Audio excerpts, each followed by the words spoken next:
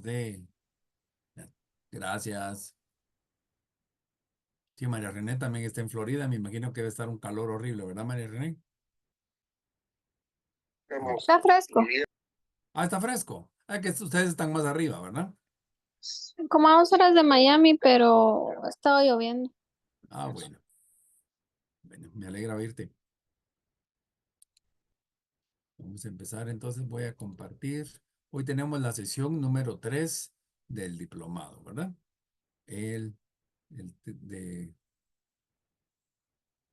Permítanme, ¿qué estoy haciendo?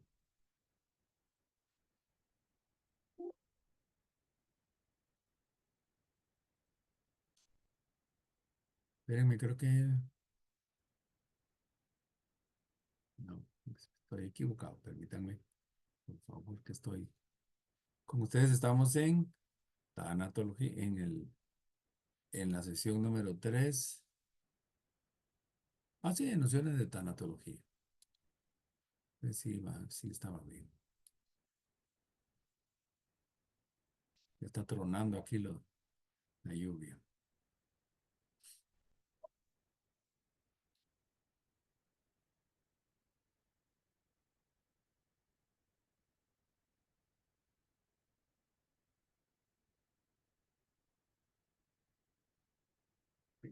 ¿Sí se ve? Sí, sí. Vamos a hablar hoy un poquito de características de los duelos, tipos de duelos, el apoyo tanatológico, un poco la muerte en la familia y el sistema familiar. La sesión número 3 del módulo. Entonces, ¿se recuerdan que habíamos hablado que la palabra duelo viene de dolor?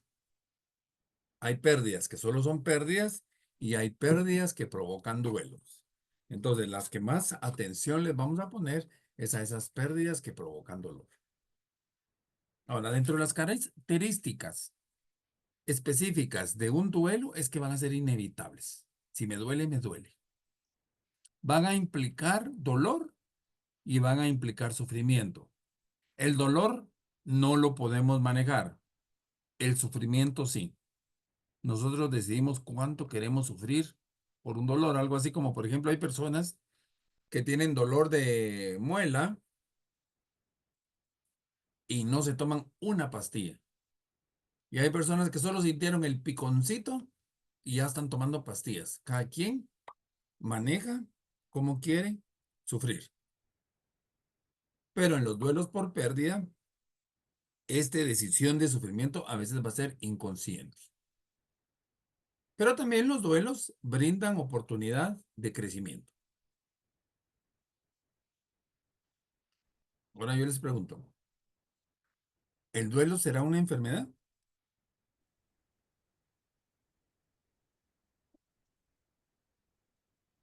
¿Qué piensan? Yo creo que es un proceso que se vive ante una pérdida dolorosa, ¿no? Ujú. ¿Pero consideras que es enfermedad, Rosy, o no? No, yo no creo que sea enfermedad. Correcto, no es una enfermedad, es un proceso. Fíjense que me tocó ir a dar una plática a médicos de personas que habían abortado. O que personas que tienen por aborto, ya sea voluntario o natural. Y vienen los doctores y las tratan como pacientes. Yo les decía, mire, es el primer gran error. El aborto, independientemente que lo hayan provocado o no lo hayan provocado, no les está provocando una enfermedad, sino un duelo. Entonces no atiendan a la persona como paciente, sino atiéndanlo como doliente. Por supuesto que el médico le va a interesar únicamente limpiar toda el área para que no se infecte, pero se les olvida la parte psicológica. Entonces el duelo no es enfermedad, es un proceso. ¿Cómo Perdón, lo cono- Eduardo, ¿pudiera poner un segundo la primera slide con la que arrancó? Ajá, esa, por favor, un segundito nada más. ¿Cómo está el clima en El Salvador, Rosy? Porque pregunté Costa Rica, Panamá y Salvador se me pasó. Ah, está caliente con bastante humedad. Sí. Imagino. ¿Y qué tal Sí. de temblores? Tuvieron como 18 temblores la semana pasada, ¿verdad? Ay, sí, eso sí estuvo feo. Ah, bueno. Cuéntame, Zulema. Yo pienso que el duelo o los duelos no son enfermedades, pero pueden convertirse en una enfermedad si no son bien tratados ¿O pueden provocar o enfermedades? provocar una enfermedad. De Ujú. acuerdo, muy bien. Ahora, ¿cómo reconocemos cuando un duelo ha terminado?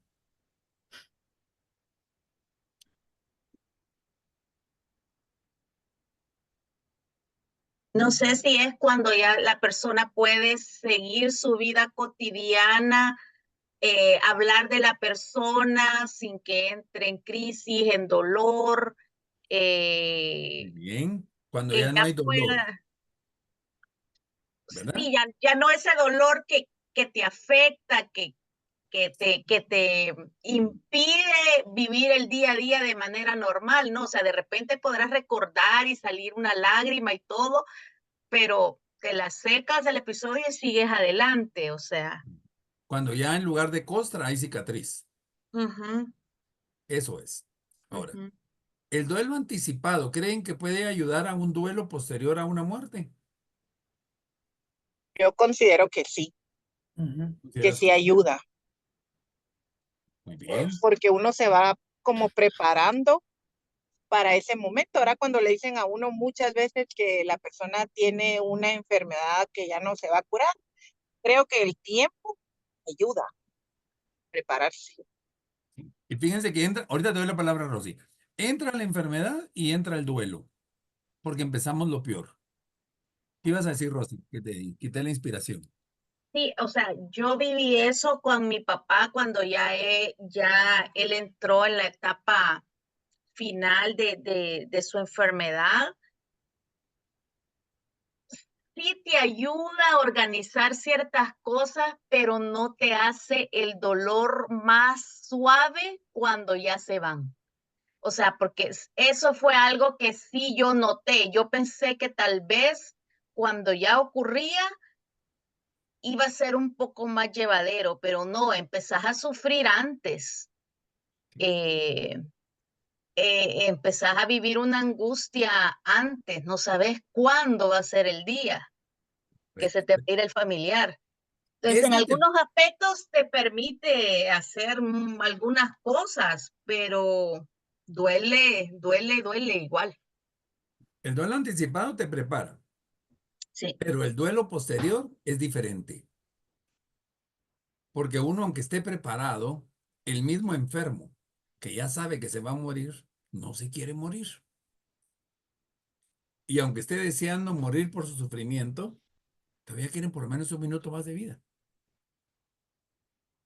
No digamos los, ¿cómo se llama? El grupo primario que está alrededor de él. Ahora, ¿se puede vivir el duelo sin dolor y sufrimiento? Ya les dije que sin sufrimiento sí, sin dolor no.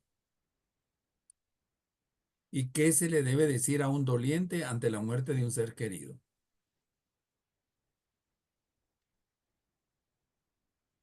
Mucha gente no va a funerales porque no saben qué le van a ir a decir a, a los miembros cercanos.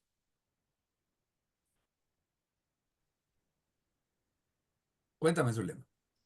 Pues para mí lo que hay que decirles es que se está ahí para ellos, para cuando necesiten, para realmente que se sientan acompañados. ¿De acuerdo? Diego, Sí, lo mismo, yo creo que uno debe mencionarles que los acompaña en su dolor. no. Nunca vayamos a decir, no sabe cómo siento lo que usted está haciendo o sé lo que usted está sintiendo. Una vez estaba yo en una funeraria y una señora le dice a la deuda, ¿ah? "Mm, sé lo que usted está sintiendo". Y se voltea y le dice, ¿qué estoy sintiendo? Se quedó callada la otra. Entonces, miren, más que decir, lo que tenemos que demostrar es que estamos acompañando. Y si no tenemos palabras más bonitas o más valiosas que el silencio, solo un abrazo en silencio. Ahora bien, tipos de duelo. ¿Cuáles son esos duelos anticipados? Ya más o menos habíamos adelantado. ¿Cuándo nos preparamos antes de y nos preocupamos? Una operación. Les van a quitar, bueno, generalmente una operación de apéndice no avisa, pero una operación de vesícula, si no es que entra en crisis, como que se puede esperar unos 15 días. Pero cuando vienen y le dicen a uno, o por ejemplo, eh, ¿cómo es? La matriz sirve para dar hijos o para dar cáncer, dicen. Ya la matriz está mala y el doctor le dice, señora, tengo que quitarle la matriz.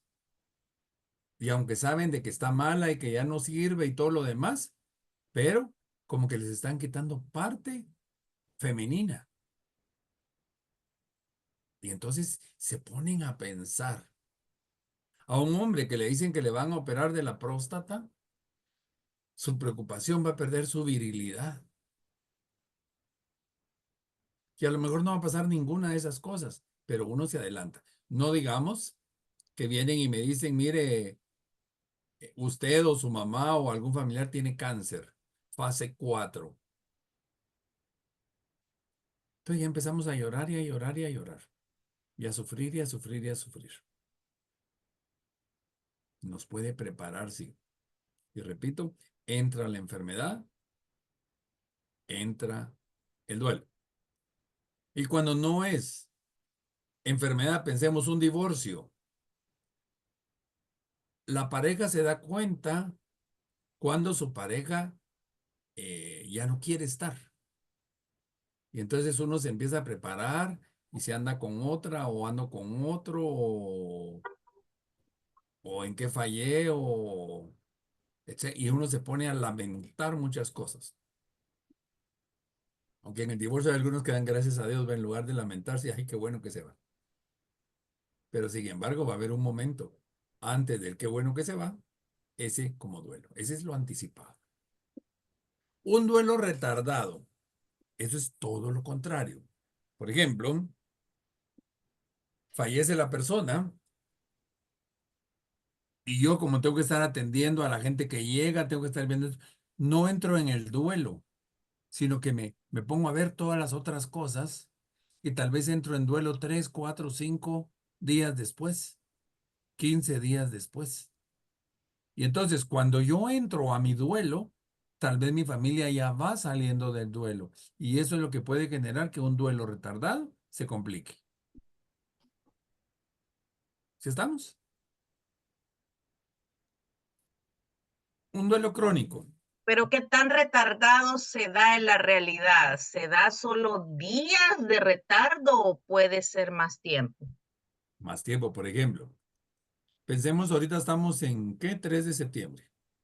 Y fallece alguien en tu casa. No sé qué tan importante para ustedes es la independencia. A mí por lo menos no me gustan esos desfiles. Entonces a mí eso no me afectaría. Pero por ejemplo, entramos en octubre y en octubre aquí en Guatemala comemos fiambre. Y en ese momento me doy cuenta que mi familiar ya no está y ahí entro en profunda crisis depresión. Pasé mi momento de tristeza, pero no saqué todo eso, sino hasta que llegó ese día del fiambre. Fue el ejemplo que se me ocurrió. Puede ser que sea, qué sé yo, que mi familiar le gustaba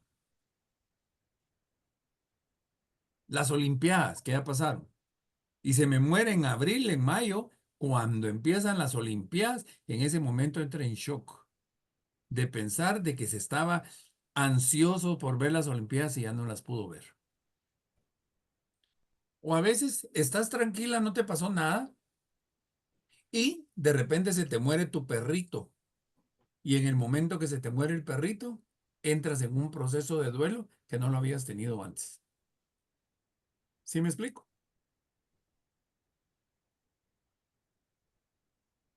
Luego vienen los duelos crónicos. Es el que va a durar para toda la vida. Aquellas señoras, pues, pasa más en señoras que en señores, que tienen 25 años de estar sufriendo a su muerto. Pasa más con las mamás y los papás con respecto a sus hijos, que viven en el duelo toda la vida. Y esos duelos crónicos pueden ser ya duelos patológicos, si va a afectar el entorno. Yo he conocido casos, una señora que yo conocí, que desde que se le murió su hijo, por años anduvo de negro.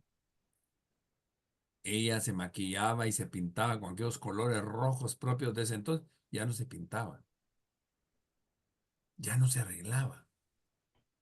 Su casa, que la mantenía con colores vivos, todo lo volvió grisáceo. Ya en esa casa ya no se oían carcajadas. Le afectó a la familia y la familia le empezó a reclamar. Ese es un duelo crónico. Un duelo congelado. Un duelo congelado es, por ejemplo, tenemos una comida en la casa y ya no queremos comer, la metemos al freezer. La congelamos para que no se descomponga. Entonces, los duelos congelados pasan cuando hay ausencia del cadáver. Pensemos que mi primo se fue a Estados Unidos y ya nunca más supimos de él. Y todo el mundo nos dice que está muerto. Y yo vivo con el pendiente de que algún día va a aparecer. Sé que está muerto porque todos los que iban con él aparecieron tirados ahí en el desierto de, ¿cómo se llama? De Texas o de Arizona o de no sé dónde. Pero de él no se sabe nada. Voy a poner otro ejemplo. Se nos muere un familiar en Estados Unidos, pensemos, o en México, y el cadáver lo van a repatriar el sábado. Vale, estoy triste hoy, pero todavía es como un duelo anticipado, como que quiero estar seguro que venga el cadáver y hasta se me pasa en la mente, a lo mejor no es él, a lo mejor no es ella, y entro en verdadero duelo hasta que entra el cadáver a Guatemala, hasta que veo la caja. Aquí en Guatemala que ha habido mucha problemática de violencia, ¿se recuerdan? ¿Cuántas personas desaparecidas? El resarcimiento, ¿cómo le llaman eso? Resarcimiento, no sé qué, donde viene y toda la gente campesina, indígena, pidiendo justicia, porque el ejército les mató a su gente. Pero hay una gran cólera más que dolor, porque el cadáver no está. Les voy a poner otro ejemplo, Guatemala, el caso de esta señora Ciecaviza, Cristina Ciecaviza. Para los que no son de Guatemala, Cristina Ciecaviza era una mujer líder. Estudió en uno de los colegios donde formaban muchas mujeres lideresas. Aquí se llamaba el Colegio Montemaría. El esposo la maltrataba. La mató, dicen, e hizo desaparecido el cuerpo. Yo creo que eso ya van como 5 años Más. o más. La suegra de Cristina era una jueza, magistrada, no sé qué cosas, que detuvo todo el proceso. Ella creo que todavía está detenida. No creo que ya salió y la tienen con arresto domiciliario por su edad. Aparentemente el Ciecaviza está muerto. No, él no es Ciecaviza. Cristina era Ciecaviza, no me recuerdo el apellido. Los papás de Cristina siguen peleando y buscando el cadáver. Y yo tuve la oportunidad de conocer a los hijos. De hecho, yo estuve en un forense que le hicieron a un hijo de ella. Y ellos tienen tanto enojo que no han tenido paz. Y les puedo asegurar que el día que aparezca el cadáver de ella, en ese momento se les va a quitar la cólera, la van a llorar y a eso se va a ir tranquilizando. Esos son los duelos congelados y duelen mucho a ustedes.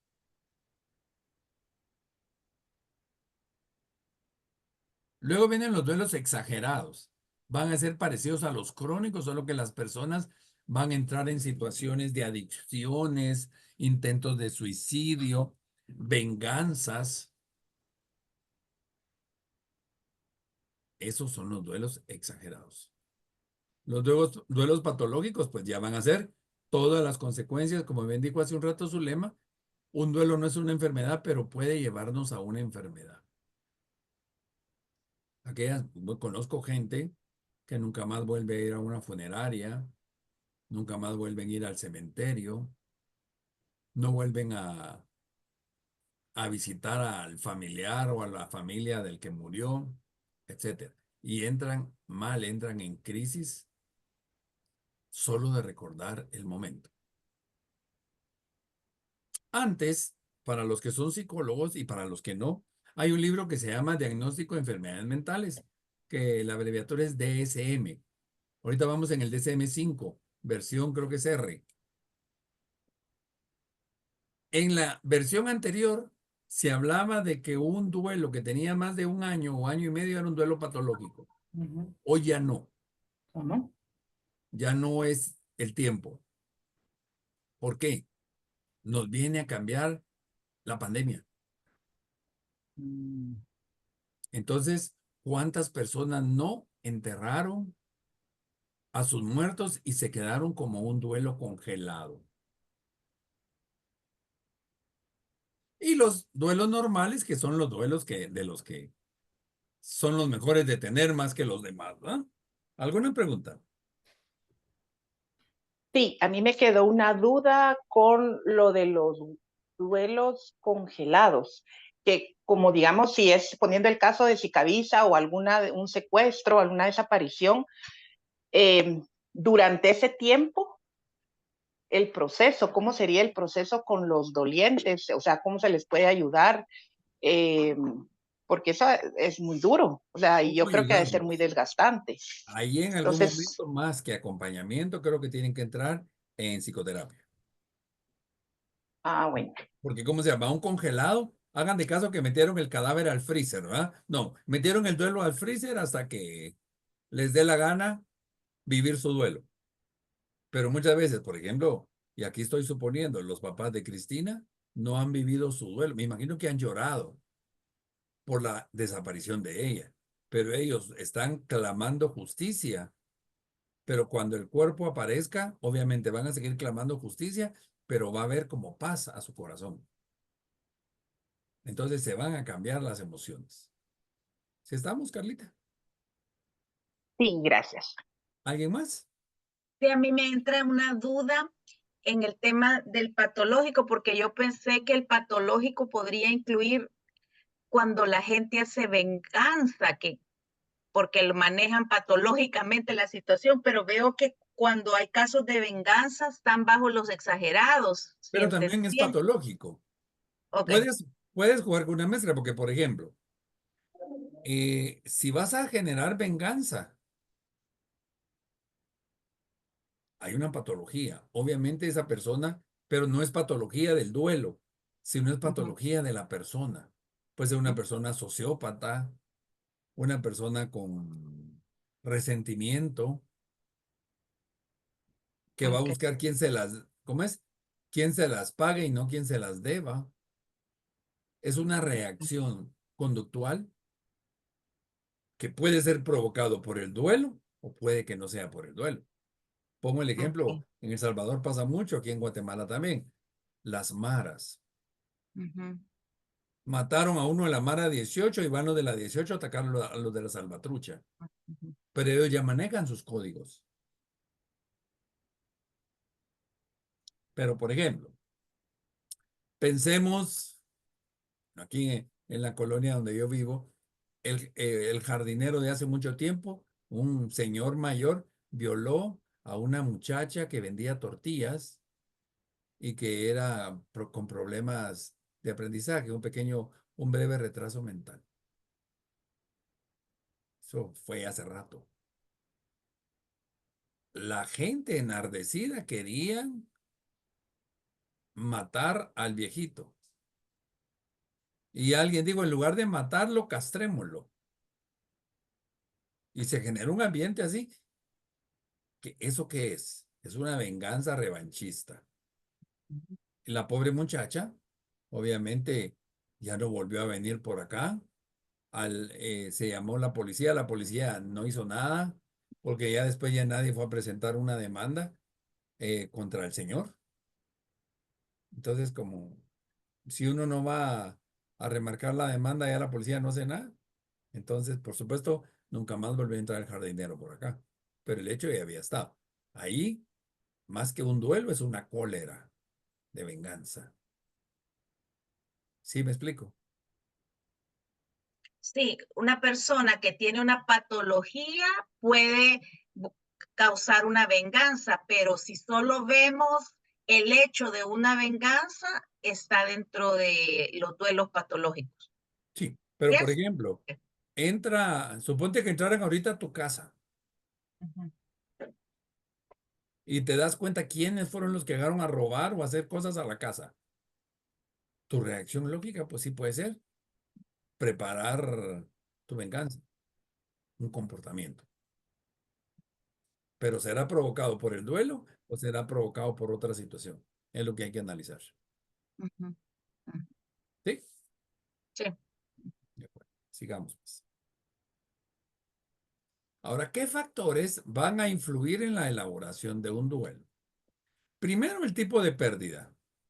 No es lo mismo que se muera mi mamá a que se muera mi tía, a no ser que mi tía me haya creado, ¿no? No es lo mismo que se muera mi mamá cuando yo tengo 18 años que se muera mi mamá cuando yo tenga 60 años. Siempre va a doler, pero son formas de elaboración de duelo diferentes. También las experiencias anteriores en elaborar procesos de duelo. A veces hemos tenido duelos muy fuertes que tal vez no lo hemos logrado superar y aparece un nuevo duelo. Pasó mucho en la pandemia.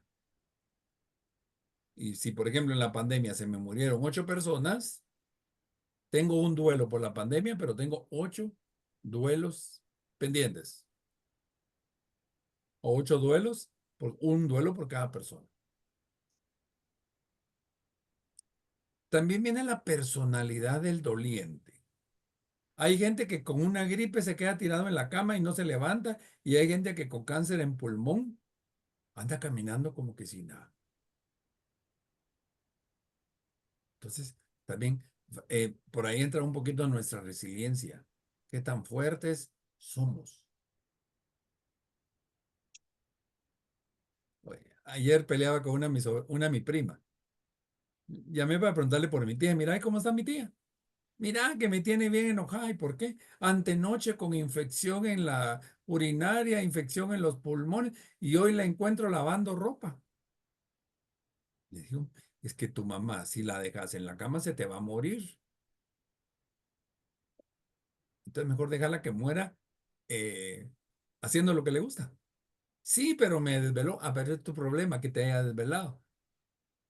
Pero, y en eso hablo con mi tía, ¿cómo se siente? Mira que no me dejan hacer nada, yo sé que estoy mala, pero yo tengo que hacer esto y lo otro y todo. Su personalidad. Y en esos sentidos las mujeres son más fuertes que los hombres. ¿Por qué? Por culpa de las mujeres que nos han vuelto chillones. ¿Sí o no? La culpa del machismo en América Latina también es culpa de las mujeres. Y no voy a seguir porque si no me van a tirar pedradas ustedes por ahí. Pero nos vuelven comodones.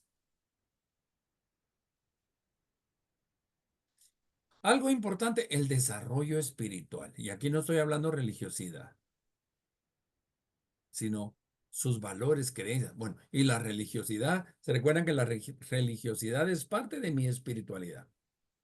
Pero mientras más preparado estoy espiritualmente, más alejado de la tierra estoy y soy más trascendente.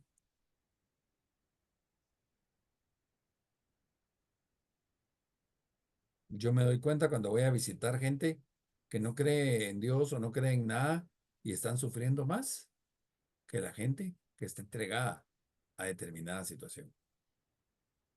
Pero no es el momento acá de cambiarle la religión o sus creencias a la gente, que a veces vienen y lo llega a visitar a uno alguien de X religión y hermanito, usted está enfermo y acepte a Dios y tararara, y uno lo que menos quiere es que le hablen porque uno lo que quiere es curarse del dolor de rodilla, de pulmón o de lo que uno tenga. Entonces, es acompañamiento, ustedes no es ir a convencer a la gente. Luego viene también la red social de apoyo, que no es Facebook, ¿verdad? Ni Instagram, ni TikTok, sino son mis verdaderos amigos. Y en las calamidades se conocen a los amigos ustedes. Pregúntense ustedes, háganse este análisis. ¿Con qué amigos contarían ustedes hoy en día si les pasa algo malo a alguien de su familia? ¿Tienen a alguien a quien llamar? Por ejemplo, yo de mi familia no llamaría a ninguno. Tengo más confianza con amigos que con mi familia. Porque mi familia me van a poner un pero. Y no es obligación. ¿Por qué no es obligación? Pero no quiero que me vayan a cobrar el favor más adelante. Los amigos no piden que uno les cobre el favor. Entonces, ¿qué desarrollos, qué red de apoyo tengo? Y también importante, los factores, de acuerdo a la pérdida, son los cambios que se presentan después de la pérdida. Por ejemplo, imaginémonos un muchacho de 17 años que se va a graduar de bachiller. Los papás tienen sus posibilidades económicas y lo van a mandar a estudiar a España a sacar una licenciatura en X cosa. Y se accidentan los papás. Y entonces el muchacho de 17 años tiene que ir a vivir con los abuelitos o con una tía, y los abuelitos o la tía no tienen el dinero y le dicen, mijo, vas a tener que trabajar. Entonces ahí hay doble pérdida, pérdida de mi confort y la pérdida de mi papá o de mis papás. Una señora que se queda de ama de casa y aunque eso cada vez pasa menos porque ahora ya casi las mujeres no se quedan de ama de casa, pero antes pasaba mucho. Y cuando tienen 50, 55 años se les muere el esposo. No tienen ingresos y tienen que salir a trabajar. Después de 30 años de no trabajar remunerativamente, porque el trabajo de casa es más fuerte que el trabajo.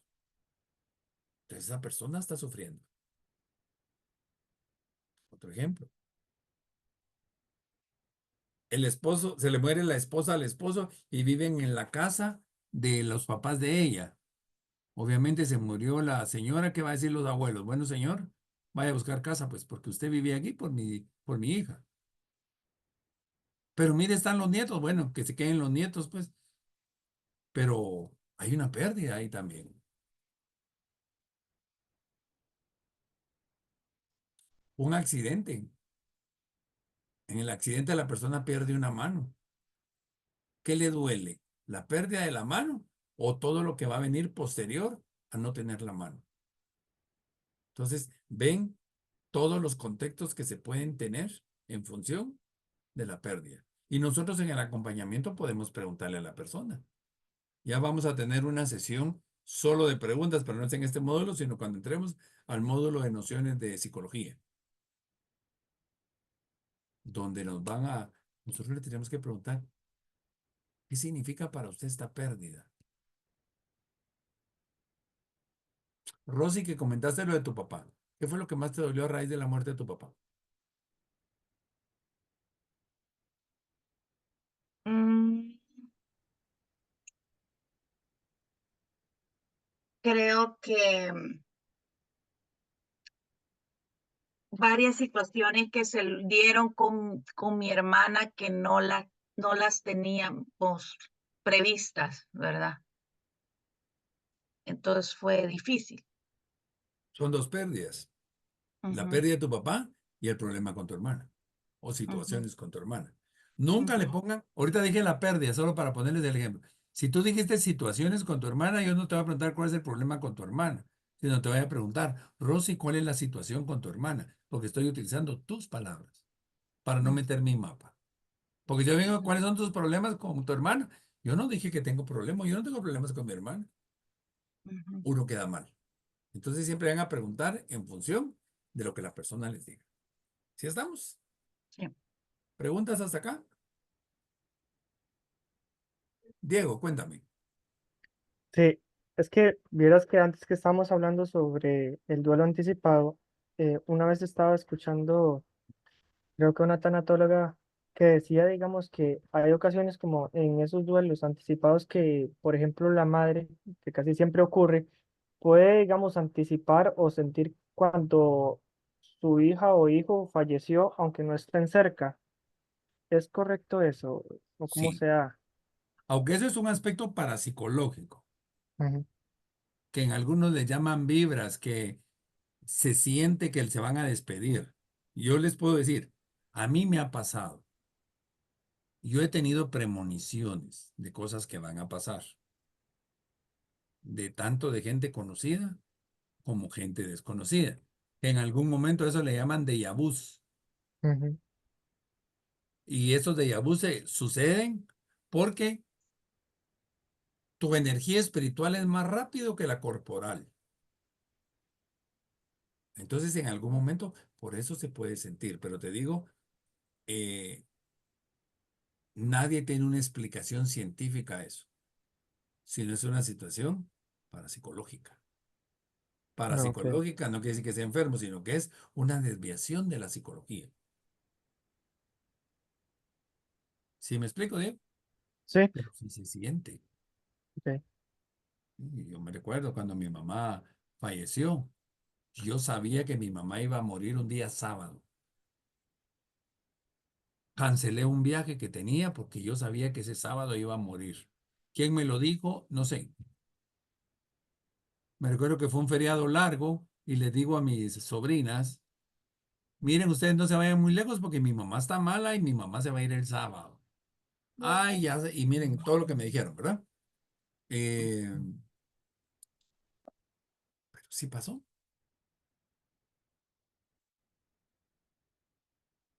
Son cosas como extrasensoriales. A mí antes me asustaban, hoy ya no me asustan. Hoy ya no me asustan, pero antes sí me asustaba, yo quedaba asustado. Por cierto, ayer fueron 27 años de la muerte de Víctor Frank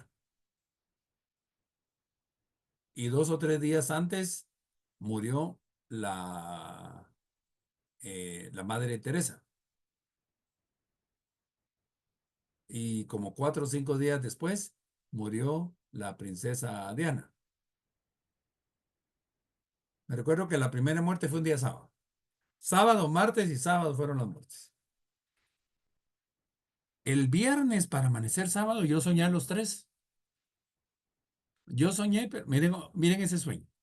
Soñé que había un gran duelo. Ah, no, primero creo que murió la princesa Diana. Había un gran duelo con mucha elegancia en castillos y en el mismo sueño, después veo que ese duelo se traslada a uno de los lugares más pobres del mundo. Y en el sueño aparece Víctor Frank platicando con la Lady Di y con la Madre Teresa. Y se me empiezan a desaparecer como en sombra. Me desperté y para mí eso fue impactante. El siguiente día se muere la princesa Diana. Entonces me recuerdo, yo a mi mamá le compartía muchas de las cosas porque la demás gente no me creía, ¿no?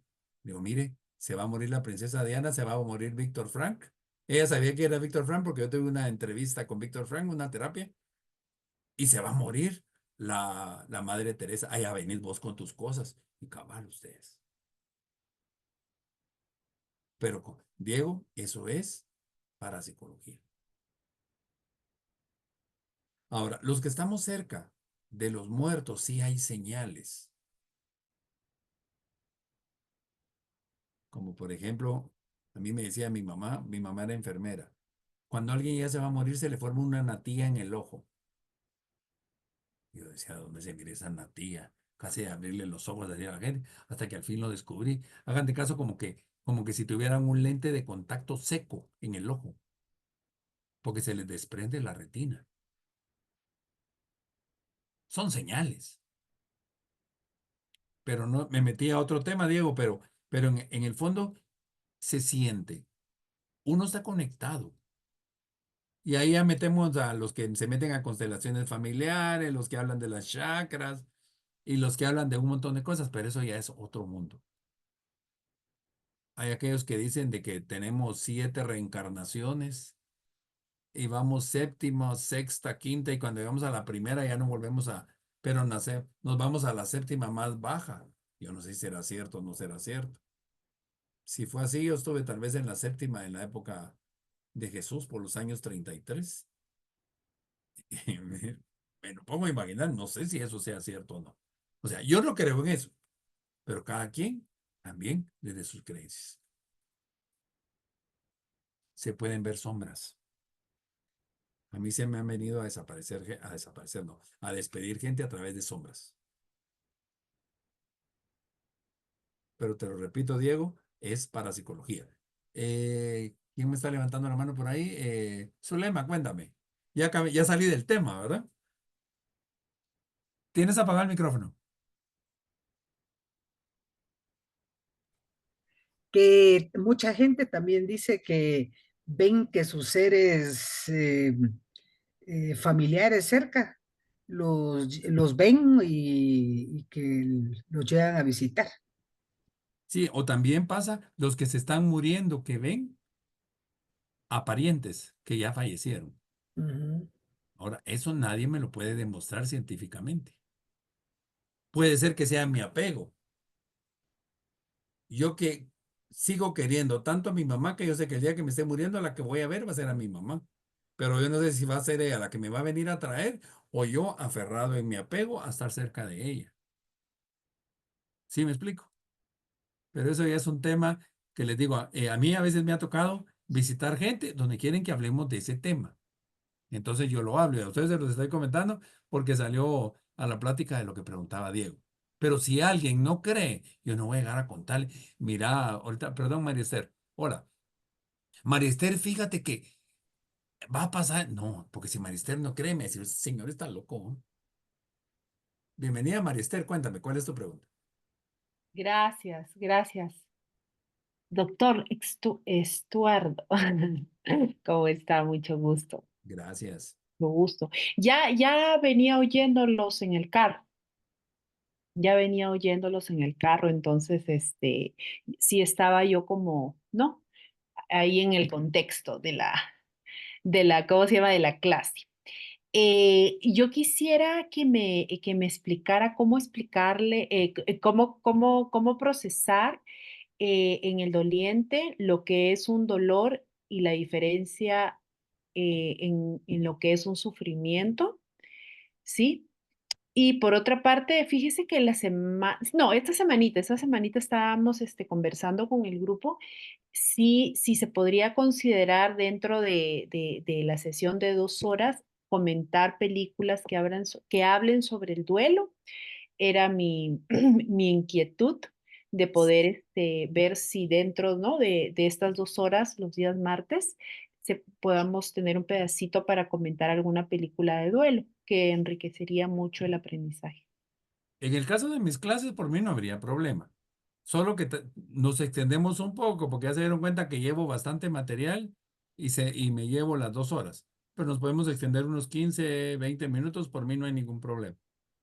Ah, muy bien, Sí. Y perfecto. ahora antes de explicar lo de sufrimiento y todo eso, tú eres enfermera, Marister. Soy psicóloga infantil. Ah, psicólogo. ¿Quiénes son las enfermeras que son de Panamá? O no están aquí, están en el otro grupo. Ya mi Alzheimer ya me está atacando. Mm. Bueno, miren, yo aprendí esto y para mí ha sido muy efectivo. Cuando hay alguien está ya muy malito, ya en la fase terminal, a mí me decía mi mamá, ponete en los pies de la persona, porque el espíritu, decía ella, sale por los pies. Entonces, al pararte ahí, vas a jalar la energía. Yo sí se lo creí. Y les digo, cuando ya una persona está muy mal y no se puede ir, yo me paro en la parte donde están los pies. Y a veces les digo a la familia, vénganse para acá. Por supuesto que no les digo, a ustedes se los estoy contando. Pero no les digo, mire, vénganse porque así lo ayudamos a morir. No, mire, vénganse porque como ya no puede verlos, él está viendo como para los pies. O ella está viendo, vénganse. Y miren, pero a mí sí me ha funcionado, les diría. Qué feo se oye, pero ¿qué es eso? ¿Quién me lo explica? Como dijo aquel, que alguien me explique. No sé, porque eso ya es como del mundo extrasensorial o no sé qué nombre ponerle. Bueno, ahora, ejemplo entre dolor y sufrimiento. Fallece una persona muy allegada. Es normal que tú llores, que te lamentes, que recuerdes todo lo bueno y todo lo malo, que te genere culpa. Eso es parte normal, los primeros días.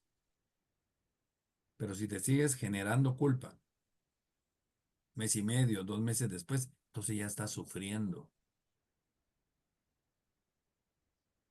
¿Sí? Te lastimaste. O pensemos, no sé si alguien lo han operado alguna vez. Hoy se acostumbran a poner grapas o puntos. ¿Qué prefieren? ¿Que se los quiten uno por uno o que de un solo el jalón? Pero uno por uno duelen más, Zulema.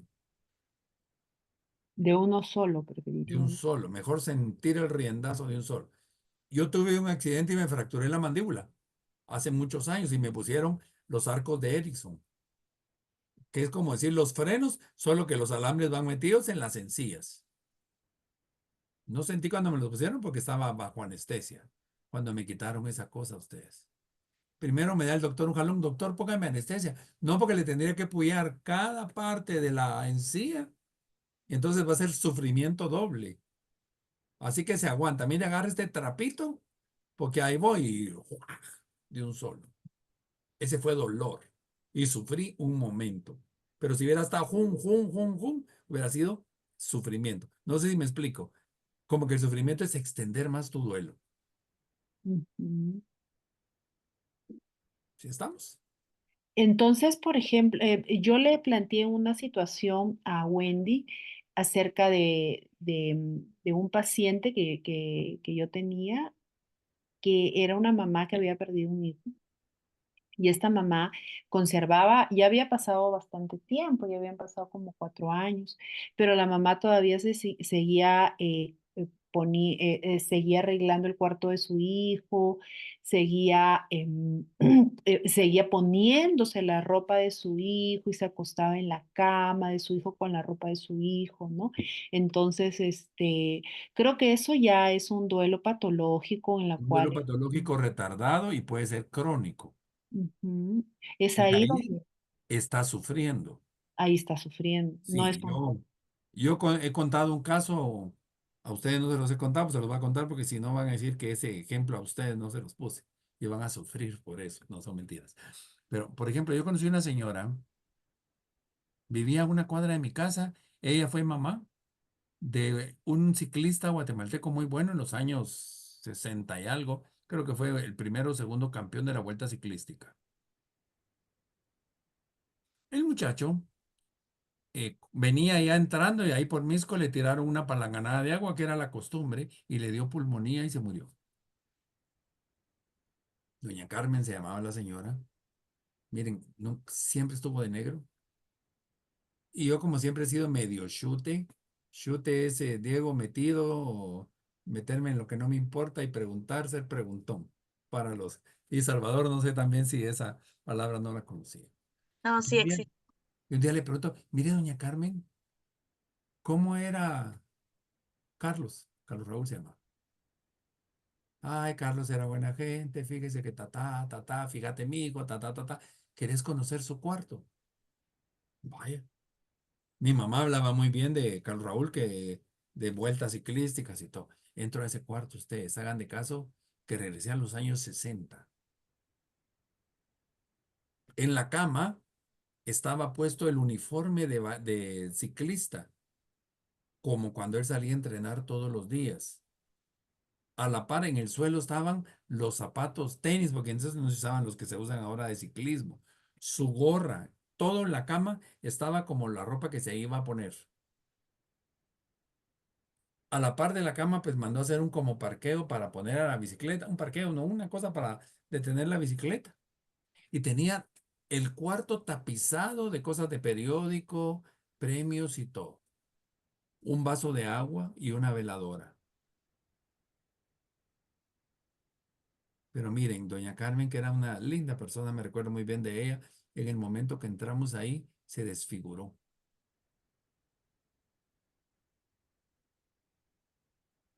Al rato venía una nuera de ella, la esposa del otro hijo, y me dice, Estuardo, ¿qué hizo? Pero me lo dijo así como al Bogotá. ¿Por qué? Doña Carmencita se va a poner muy mal por haber entrado. Y yo no sé qué hizo usted para que ella dejara que usted entrara a ese cuarto. Ella no deja que nadie entre a ese cuarto. Es como un altar, como una capilla.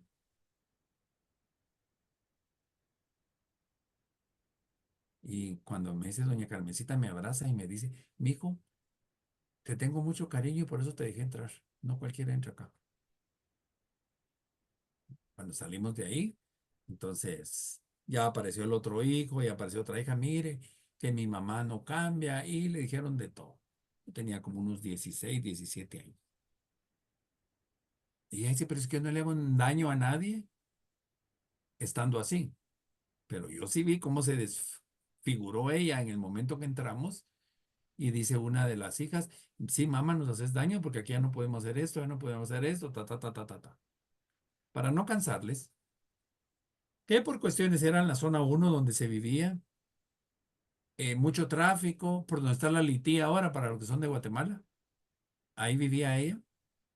Ya no habían parqueos, ya no había nada. Entonces los hijos compraron una casa, zona 11, se la llevaron a ella, pero no hicieron cuarto para Carlos Raúl. Mes y medio estaba muriendo doña Carmen, porque le habían quitado su capilla. Esa es una situación patológica de sufrimiento, que aparentemente su forma de ser era, se entregó a los demás, pero en su intimidad estaba sufriendo. Miren, y ahí sí que caras vemos, emociones. No sabemos. Puede ser que una persona, la del payaso, va el payaso se está riendo, pero dentro de sí, ¿qué tiene? ¿Cuánta De gente verdad. está? Van a la funeraria, están inmóviles, insensibles, invulnerables, pero dentro de esa capa de fortaleza, dentro de esa máscara de fortaleza, hay un sufrimiento interno. ¿Sí me explico? ¿Cómo se le ayuda a las personas? Miren, lo más duro que puede haber es que se muere un hijo. Les voy a adelantar la palabra. Cuando se muere un hijo, los papás se quedan huérfilos. Huérfilos. Huer es sin. Filos, hijos. Si yo me convertí en papá, se me mueran los hijos que se me mueren, sigo siendo papá. Si se me muere mi mujer, yo me quedo viudo. Me quedo sin alguien y puedo buscar una nueva esposa. Pero a un hijo no puedo buscar, el decir, el renunciar a mi paternidad, no puedo. Cuando se me muere mi mamá, que me quedo huérfano, entonces, bueno, mi mamá la voy a tener en la eternidad siempre. Pero la palabra esa huérfilo, miren, la palabra es fea, ¿va? Por lo mismo. La naturaleza nos dice que los hijos enterraremos a nuestros padres. Pero lo más doloroso que puede haber es que un padre entierre a un hijo. ¿Alguna pregunta más? Bueno, reacciones normales en el duelo. Es normal que a nivel salud tengamos pérdida o aumento de peso, que tengamos dolor de cabeza, insomnios, que nos genere tensión muscular aquí en los hombros, en la cabeza, en cualquier lado, cansancio, fatiga, gastritis, colitis. Es normal, porque nosotros nos contenemos. Y cuando ya bajan nuestras defensas, ahorita voy a Mariester, entonces empiezan a aflorar todas las enfermedades. O también dicen, cuando el ojo no llora, otra parte del cuerpo llorará. Cuéntame, Mariester. Sí, entonces nuestra labor como tanatólogos es ir viendo un poco esas creencias, esa forma como estamos viendo esa pérdida, porque es muy probable con respecto a esa señora que usted menciona, que tenía como una capilla, como un altar de su hijo, probablemente pienso yo que ella creía que si deshacía esa capilla de su hijo, no estaba honrando la memoria de él, O, ¿verdad? o no estaba honrando o lo estaba dejando ir y ella no lo quería dejar ir. ¿Qué es su Exacto. posición? Entonces lo que tenemos que hacer es preguntar. En ese entonces yo tenía un patojo de 17 años, no sabía qué preguntar. Pero hoy sí le preguntaría, ¿qué significa, doña Carmen, para usted todo eso que usted tiene en este cuarto? Ujú, Porque nosotros nos vamos a enterar preguntando, y cabal lo que tú dices, las creencias. ujú, Dicen que claro. los muertos vienen a tomar agua, pero ustedes saben por qué se va disminuyendo el agua del vaso. Se evapora. Sí, la misma gravedad, ¿verdad? Va sacando el agua. Y uno piensa que es el muerto el que se echó el trago de agua y es la naturaleza la que está consumiendo el agua. Y Pero, ahí es sí, donde es pero ¿por qué le voy a decir a la persona que no se tomó el vaso de agua? Porque si ustedes van a ver, ¿qué significa un vaso de agua a nivel espiritual? Que le ponen agua al espíritu para que cuando sale a pasear no se canse. Y eso son creencias, si quieren, muy de arraigos indígenas. Ujú, En YouTube, si me quieren seguir haciendo propaganda, ¿verdad?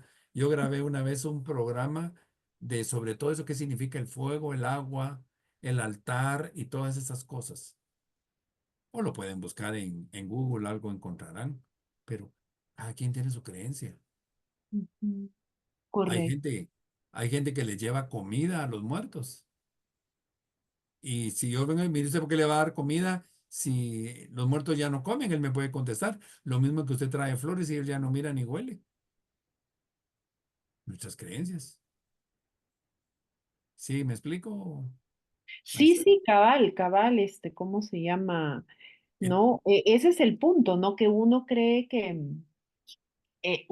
cerrando, que lo saludable es cerrar el ciclo, ¿verdad? O sea, pero no, preguntar. como dice Gaby Pérez Islas, agradece, no maldigas por no tenerlo, sino agradece por haberlo tenido, ¿no? Correcto. Me encanta esta frase, ¿no? Porque muchas personas, muchos dolientes, se quedan atrapados en ese círculo, ¿no? Pero ¿y De si la persona en lugar de conservar. agradecer dice lo contrario, maldice por lo que se te fue? No, no es el momento de cambiar a la persona. Es solo de escucharlo.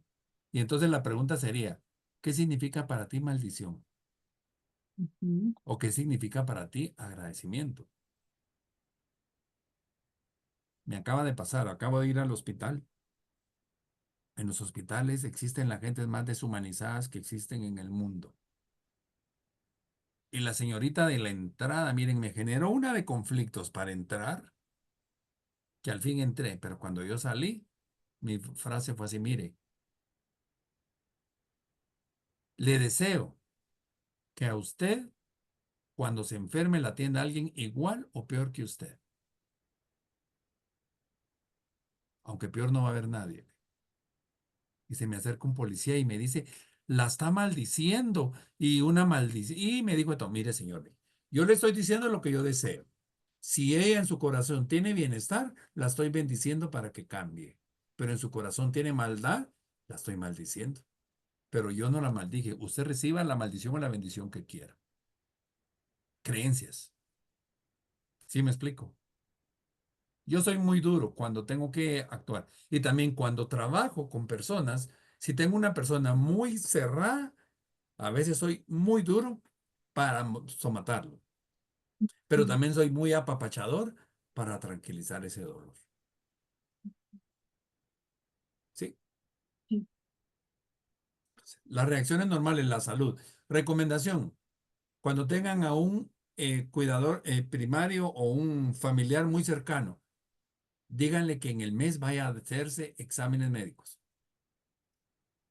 porque aparecen enfermedades y también las creencias, que el muerto vino a traer a no sé quién, no es que lo haya venido a traer, que esa persona no se cuidó y su sistema inmunológico le provocó cierta enfermedad. Pero si se los explican así a la gente, no, y más si es gente de pueblo. Preparémonos porque ya el muerto venía a traer a alguien. como que fuera así que a la hora del casamiento, ¿va? Tiren la flor a ver a quién le cae y es el muerto que se llevan. No, no puede ser así. Cuéntame, Zulema. Sí se puede decir de que todos tenemos un día para nacer y que todos tenemos un día para morir. Sí, sí. Recuerda que nadie es eterno, sí lo podemos decir.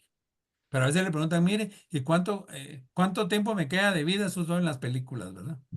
Mira, no sé, puede ser que yo me muera antes que ti o que tú, porque yo al salir acá me te estrelle y pase por el estilo, como para tranquilizar al muerto, no, al enfermo. Porque muchas veces el enfermo está sufriendo por cuándo se va a morir. Y hay que manejarles, mire, disfruta lo que todavía te queda por vivir. El problema es cuando hay dolor. A uno le dicen que tiene cáncer y uno se quiere morir, pero si ese cáncer no me duele, ahí estoy. Pero si el cáncer me empieza a doler, ahí sí ya me quiero ir. ¿Qué otras reacciones normales en el duelo? Sensaciones, como opresión en el pecho, en la garganta, un vacío en el estómago, ansiedad, falta de aire. Hay gente que suspira mucho. Esa es tristeza. Falta de energía, debilidad muscular, resequedad en la boca o una sensación de despersonalización. Casi que como si estuviéramos Alzheimer, ¿y aquí qué estoy haciendo? ¿Qué venía a hacer acá? ¿Dónde estoy? Me siento perdido. Es normal también que pase en el proceso de duelo. Conductas. Podemos tener una conducta distraída, trastorno del sueño y la alimentación. Dejamos de comer, dejamos de dormir. Aislamiento social, llanto, suspiros, hiperactividad. Me dedico a hacer muchas cosas para no recordar o atesorar objetos, como lo que decía esta señora.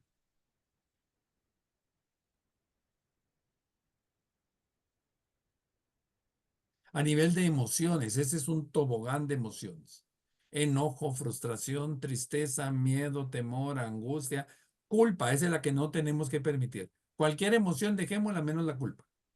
Soledad, impotencia, insensibilidad, irritación.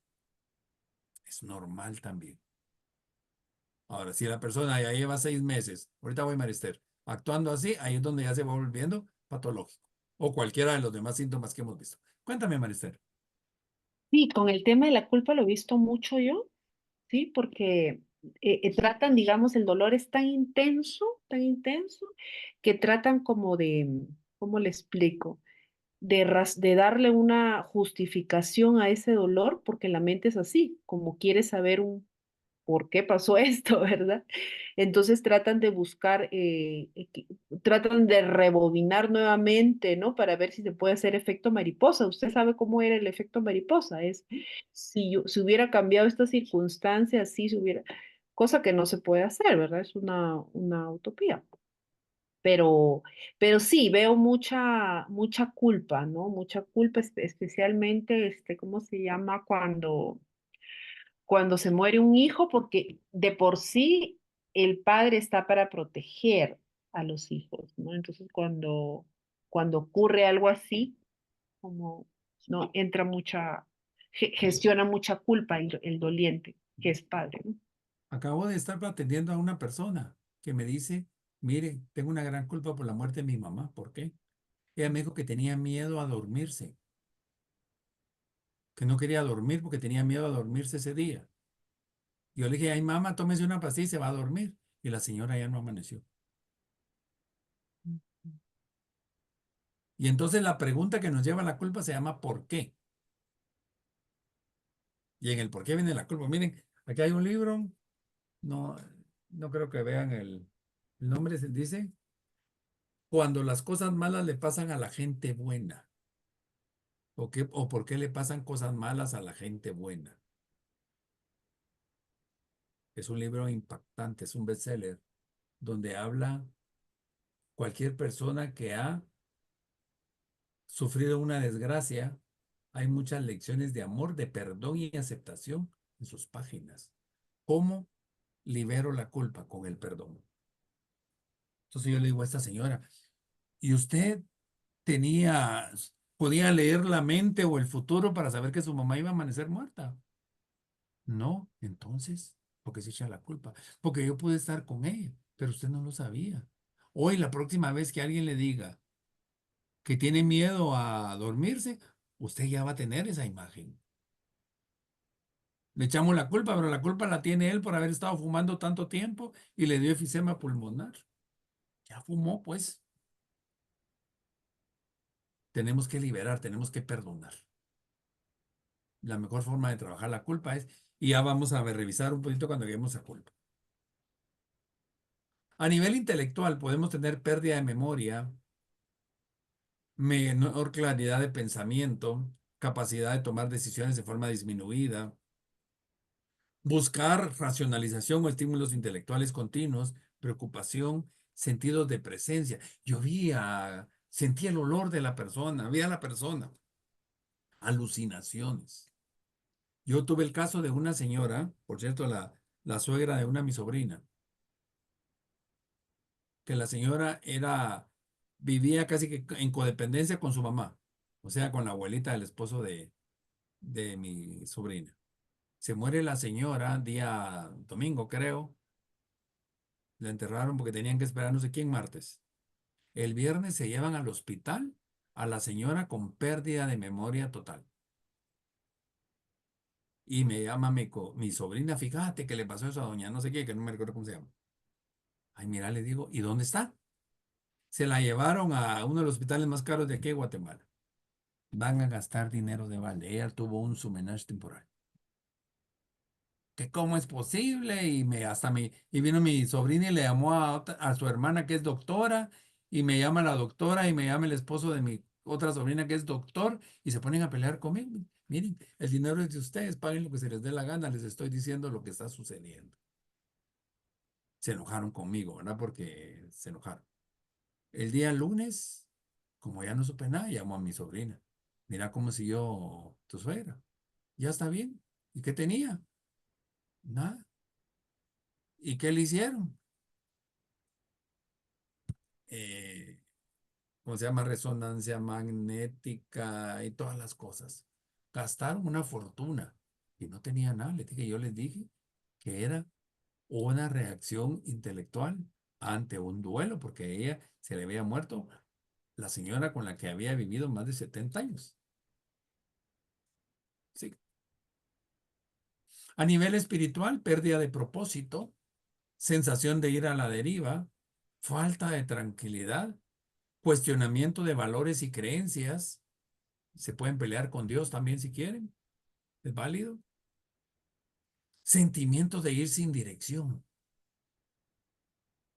¿Y por qué es válido? Dios nos ha dado la libertad de hacer lo que hagamos nosotros, lo que querramos, ¿verdad?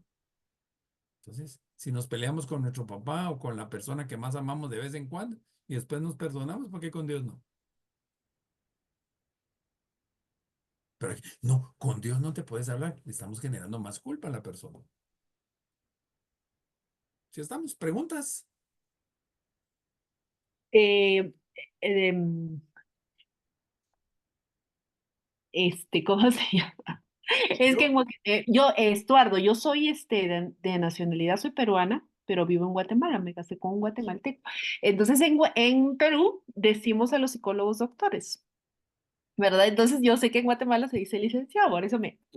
bueno, pero tengo mi Sí. doctorado en salud Ah, mental. va, entonces le No voy a hay decir problema. doctor, doctor. Si tiene Pero me llamo doctorado, le Estuardo, digo pero me llamo doctor. doctor, María Esther. Ah, vaya, entonces sí es válido decir doctor, doctor.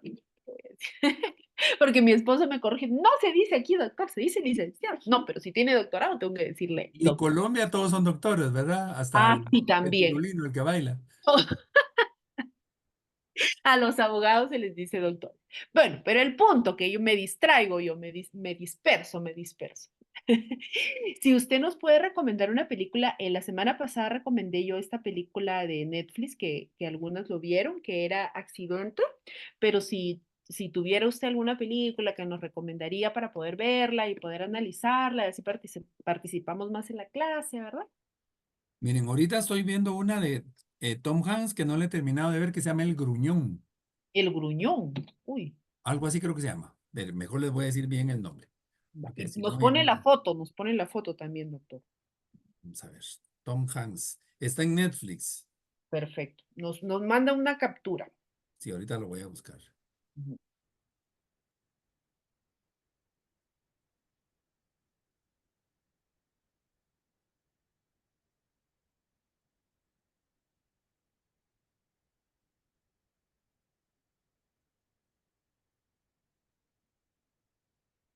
Se llama long legs.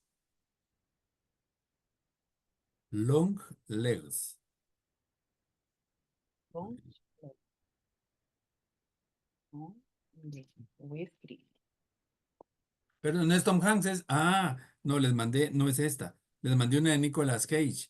La de, la de Tom Hanks es él cumple 60 años, lo despiden del trabajo y empieza a prepararse para la muerte. Muy interesante. Ay, qué Hay bonito. una película que es muy dura. Bueno, yo de hecho les iba a recomendar películas ya en la otra sesión. Eh, ¿Cómo es? No te vayas sin despedirte, creo que se llama. Ujú. Es una niña judía o musulmana que se está muriendo y la familia como que se encierra y llega una enfermera a atenderlos. Era muy interesante la película. Ujú. Está también la que era la del perrito, Merlin y yo, o Marlin y yo. Nos puede mandar un listado así con su captura de Ah, pantalla. sí, yo se los Sí. voy a mandar. La otra semana les voy a mandar, no, les voy a dar nombres de libros y nombres de películas, que se va a Ah, hacer como el final de de nuestro primer módulo, para ver muy si les dan ganas a seguir el segundo módulo conmigo. Que vamos bien. a ver nociones de psicología después. Muy bien. Bueno, ahora veamos también Mm, Aquí está la película. Uy, Dios mío. qué sucede también para revisar los duelos, la intensidad del duelo y la duración. Y eso también puede ser la intensidad y la duración de la enfermedad. No es lo mismo ver a una persona que se va gastando y se va pagando y vemos este proceso a alguien que se muera de repente. Otra situación que puede afectar en un duelo es cuando hay algún asunto pendiente en la vida personal. Salió peleando de la casa hoy, la atropelló un carro y se murió. Y entonces me quedo con culpa, con ese cargo de conciencia. O hay personas que no se pueden morir porque quieren cerrar algún pendiente que tienen. Cuando hay intensos sentimientos de culpa, que era lo que hablábamos en hace un momento. Cuando hay pensamientos recurrentes de suicidios. Cuando hay duelos no elaborados. No cerré un duelo porque no se me dio la gana. Y, y de repente, trueno.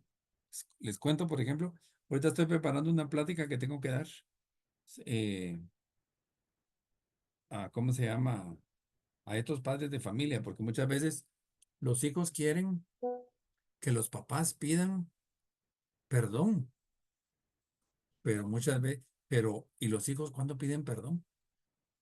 Entonces el tema voy a tocar yo. Miren, yo, por ejemplo, la relación con mi papá no fue muy buena. Mi papá y yo éramos blanco y negro. En lo único que nos parecíamos es en el nombre. Mi segundo nombre es el nombre de mi papá y por eso ni lo uso. Entonces, cuando murió mi papá, yo tenía 17 años.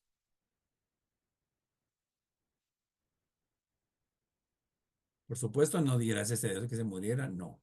Pero a mí no me afectó mayor cosa. Y yo miraba que todo el mundo lloraba, que pasaba esto, y todo el mundo me decía, no vayas a llorar, y no tenía ganas de llorar. A mí no me nacía, no sentía. Pero como la gente siempre se quiere meter en uno, ¿ah? Pero en mis épocas mozas dicen que yo cantaba muy bien. Y en ese momento, cuando, bueno, le hicimos una misa de cuerpo presente, la celebró un padre amigo de la familia. Yo estudié en el Don Bosco toda la vida con los salesianos. Y cuando estábamos en la misa, la que era mi novia en ese momento, me dijo, mira, cantale el Ave María a tu papá. Y estaba el conjunto del colegio, mis compañeros, y les dije, mucha, me ayudan con el Ave María.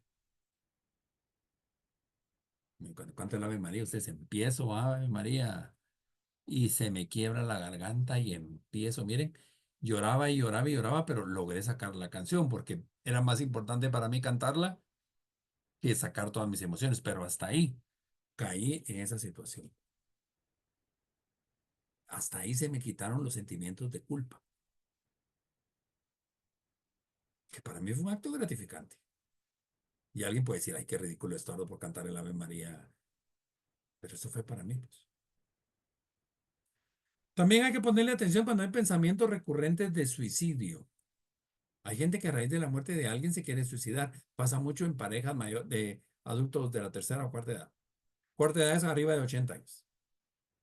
Cuando, bueno, dijimos duelos no elaborados, cuando se atesoran las posesiones materiales, que ya lo dijimos, cuando hay desesperación extrema, entran en una ansiedad grande, también ya dijimos cuando se realizan cambios radicales en su vida.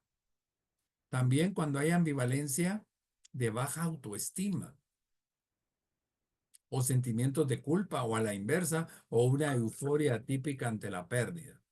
Hay gente que se alegra realmente que se muere alguien y saca la euforia. Y aquí miren, en los duelos puede aparecer la bipolaridad. Puede suceder bipolaridad en alguna persona en duelo, porque se le descontrolaron sus emociones y no tiene la inteligencia emocional adecuada en ese momento, y entonces lo que provoca es, como un mecanismo de defensa, una bipolaridad. Que los psiquiatras la atienden con medicina, pero lo que hay que trabajar ahí es duelo. Una ira incontrolada, esta es muy dura cuando hay pérdida de los padres en la infancia. Esa es una situación muy difícil. Pensamientos de venganza, ahorita te doy la palabra. Contra la pérdida, experiencias pasadas en duelos complicados. Cuéntame, Maricel. ¿Tienes el micrófono apagado? La muda, la muda. Le voy a hablar así rapidito de un casito que yo tengo, así rapidito, ya no pregunto más, porque estoy muy preguntona el día de hoy. Fíjese que tengo un casito de una chica que tiene, de una niña, digo yo, pero es una adolescente, tiene 16 años, y ella, hace 3 años murió su madre adoptiva y ahora está en una casa que como que el trato no es muy bueno, pero bueno, le pagan el colegio y en fin. Pero la niña tiene una adicción por la pornografía, 16 años. Entonces mi pregunta es si es que un duelo no trabajado puede provocar eh, esta adicción. Sí. ¿Por qué? En la adolescencia, uno pelea con las figuras parentales, porque uno descubre su cuerpo. Y la mejor forma de pelear contra una figura parental, eso es inconsciente, no es que me lo hayan enseñado así, es la masturbación, la exploración de mi cuerpo. Porque explorándome mi cuerpo, me olvido del mundo. Y la pornografía está tan abierta ahora que hasta en el Pato Donald y la Daisy, creo que hay sexo cuando en las caricaturas, si hicieran la película ahora. Entonces, es un tema a la orden del día. Pero, por ejemplo, muchos jóvenes, adolescentes, se encierran en su cuarto, se encierran solos, su autoestima baja, y la única forma de lograr subir su autoestima es manipulándose sexualmente para demostrar que tienen corporalidad. Entonces sí puede, y ahí no vamos a trabajar la pornografía. Ahí lo que hay que trabajar es el duelo. Sí, el duelo, yo veo que, pero no lo miran más como una conducta de autodestrucción, porque como que ha tenido relaciones sexuales así de forma Venganza, o sea, autodestrucción hacia sí misma, aunque en no se algún momento corta puede ni ser una nada. autodestrucción, Ajá. pero si ella disfruta del sexo, Sí, disfruta. no es autodestrucción. Es Ya. autodestrucción para los que están alrededor de ella. Ujú. Ahora, aquí ya vendría la responsabilidad. ¿Qué va a pasar? Esta Ya. muchacha cada vez va a ser más adicta al sexo, entonces no va a lograr en su futuro establecer una relación afectiva estable, o Ujú. su relación va a ir encaminada hacia el sexo. Hay que trabajar el duelo y la adicción, entonces, como cualquier No, adicción. yo trabajaría el duelo y la autoestima, no la adicción. Ah, ok, el duelo y la autoestima. Eso trabajaría yo, pero también hay que preguntarle, porque puede Ujú, ser sí, que también sí ella tiene está internada No, ella está con unos familiares de la madre adoptiva, unos familiares de la madre adoptiva. La madre adoptiva murió hace 3 años. Ella Y está ella con... conoció también a su madre natural, No, no la conoció. pero ella ya tuvo dos pérdidas, dos mamás que se le van, pues. Ah, sí, correcto. Y habría que ver cómo es la familia Su familia, adoptiva. su familia adoptiva es un poco estricta, rígida. Ya. Y Entonces, ella, los hijos están en un colegio así, y ella está en un colegio un poco, ¿no? No tan, entonces, esa diferencia la pelea ella, por un sí, lado. la Por el pelea. otro lado, un padre que adopta a un hijo se vuelve más permisivo, Ujú, porque es como cuando tienes un hijo enfermo, como que uno los protege más. Entonces, a este niño adoptado, yo lo voy a proteger más. Y el niño se vuelve en algún momentito el dueño del mundo. ujú. Y entonces ahorita llega a compartir, obviamente tiene que aparecer la rebeldía. Pero ella es muy tranquila, ella es como no es una adolescente así No, desafiante. su rebeldía es a través de las normas morales. Ah, ok, de las Cuando normas, rebeldía es sexo, porque a través del sexo llama la atención. normas morales, no es otra rebelde, sino tiene que Correcto. ver con eso. Ok. De acuerdo. Mm. También incapacidad para conservar y realizar el trabajo, labores domésticas. Hay gente que a raíz de una pérdida ya no puede hacer nada, se desconcentra. O también el abuso de sustancias. Dentro de sustancias pueden ser medicamentos, puede ser licor, pueden ser drogas, pueden ser ansiolíticos, etcétera.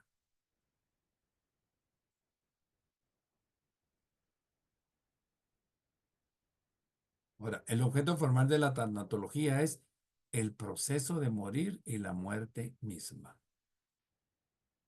Esto es muy duro, miren, ver a una persona así, conectada. Antes teníamos un módulo donde hablábamos, bueno, con el doctor Maya ya pasaron, todavía no. Aprovechense al doctor Maya cuando les hable de eutanasia, distanasia y todos esos temas. La bioética. Va a ser muy interesante. Y para el Congreso, les cuento que yo creo que sí traemos al doctor Maya. Ahora, miren lo que dice el doctor Alfonso Reyes Subiría. Si durante su proceso el paciente de forma responsable acepta su situación y reflexiona sobre el sentido de la propia existencia y de la vida en general, encontrándole sentido al pasado y preparándose para el final de la existencia, la tanatología habrá logrado su finalidad: curar el dolor de la muerte y la desesperanza. Hoy que voy al hospital, ¿por qué he estado viendo al hospital? Mi hermana está hospitalizada, no la han podido operar porque cayó con COVID y ahora no sé qué más cosas. Pero siempre aprovecho y voy a ver a señoras. Y había una señora que no se quería operar, con una gran fractura. No me opero porque me voy a morir. Y cada vez que alguien llegaba, entonces ya llego y le digo, ¿cómo se llama la señora? Florencia. Doña Florencia, ¿cómo está? Pues ahí, mire, sufriendo. Pero está sufriendo porque usted quiere. Es que yo no me quiero operar porque me voy a morir. Yo no le estoy diciendo que se opere. Lo que le quiero preguntar, ¿cómo podría ser su vida más tranquila? Quitándome el dolor. ¿Y cuál es la forma para quitarse el dolor? Operándome. Ya me dio la respuesta. ¿Qué está esperando? Se quedó callada, no me dijo nada. Hoy que llego, ya me operaron, me dice. Dije que sí, me operaron de una vez. Tenía 3 meses de estar ahí hospitalizada y no se quería operar y no se quería operar. Pero los médicos, por salvaguardar su vida, no la querían dejar ir. Otro médico hubiera así, le digo, va, ese pues, está estorbando aquí en el hospital. Entonces, nuestro papel como tanatólogos es que la persona descubra su significado de vida, aunque sea al final de su vida. ¿Sí estamos? La finalidad de la tanatología, proporcionar a la persona que muere una muerte digna, aunque miren, yo todavía digo que la muerte no es digna. La vida es la digna, la muerte es indigna. Pero cuando hablamos de muerte digna es porque estamos hablando de dar calidad de vida, dar esa dignidad de vida hasta el último momento. Una muerte apropiada, esto es, apoyando a la persona a disminuir su sufrimiento, a que tenga una buena relación con las personas que son significativas para ellos, resolver conflictos, comprender sus limitaciones físicas en su entorno personal, familiar y social. Yo cuando sé que una persona y la persona también ya sabe que está en su proceso, le digo, ¿quiere ver a alguien en especial? O, no quiere, o alguien que no quiere que venga, así mire, a la fulanita no la dejen entrar. Es parte de la calidad de vida que les vamos a dar. ¿Qué quiere comer? Pensemos, la persona se está muriendo de diabetes. Un pedacito de chocolate que le den, un pedacito ya no les va a hacer nada si ya se está muriendo, pues. Tiene el pulmón ya deshecho con enfisema pulmonar, un jaloncito al cigarro, dele. O tiene el hígado deshecho de licor, que se eche aunque sea una suindita con rosa de Jamaica, ahorita suavecito, ni se lo va a terminar todo. Y no sé si a ustedes les dije, cuando las personas empiezan un proceso terminal, le aparecen los antojos, como que si estuvieran embarazadas. Y eso es muy característico. Yo les diría, casi que el 90% de la gente que yo he tratado empiezan con antojos y eso digo yo, y no les van a pedir fresas con membrillo a las 3 de la mañana, no, así como en las películas, no. Pero se les va a antojar. Por ejemplo, mi mamá ya no comía nada. Y de repente me dice para una Semana Santa, que fue con 15 días antes de que falleciera, ¿sabes que tengo ganas de tomar caldo de mariscos, pero que lo hagas vos? A mí me gusta cocinar, pero en mi vida había hecho caldo de mariscos. Y cuando iba a ir a comprar todas las cosas, pero traes juilín, ¿qué será eso? Y me voy al mercado, a la terminal, pero mire, ¿qué es el juilín? Ah, es este pescado. Mire, este que tiene, es lo que le da el sabor al caldo de mariscos, me dijo la señora. Ya casi no comí, después me pide chiles rellenos. Hacerlos vos, eso sí no sé hacerlo, le dije. Eso se los voy a ir a comprar. Pero cuando estamos viendo esas cosas, ayudemos a la gente. Porque muchas veces genera culpa. Yo conocí una señora que su hijo lo encontramos en la calle tirado y lo llevamos a un centro alcohólico. Y ella no le van a dar licor y él pedía licor, licor, licor. Cuando ya lo vio malo, le echó un poquito de licor, ya solo lo vomitó y se murió. Y entonces pasó con culpa que ¿por qué no le di licor?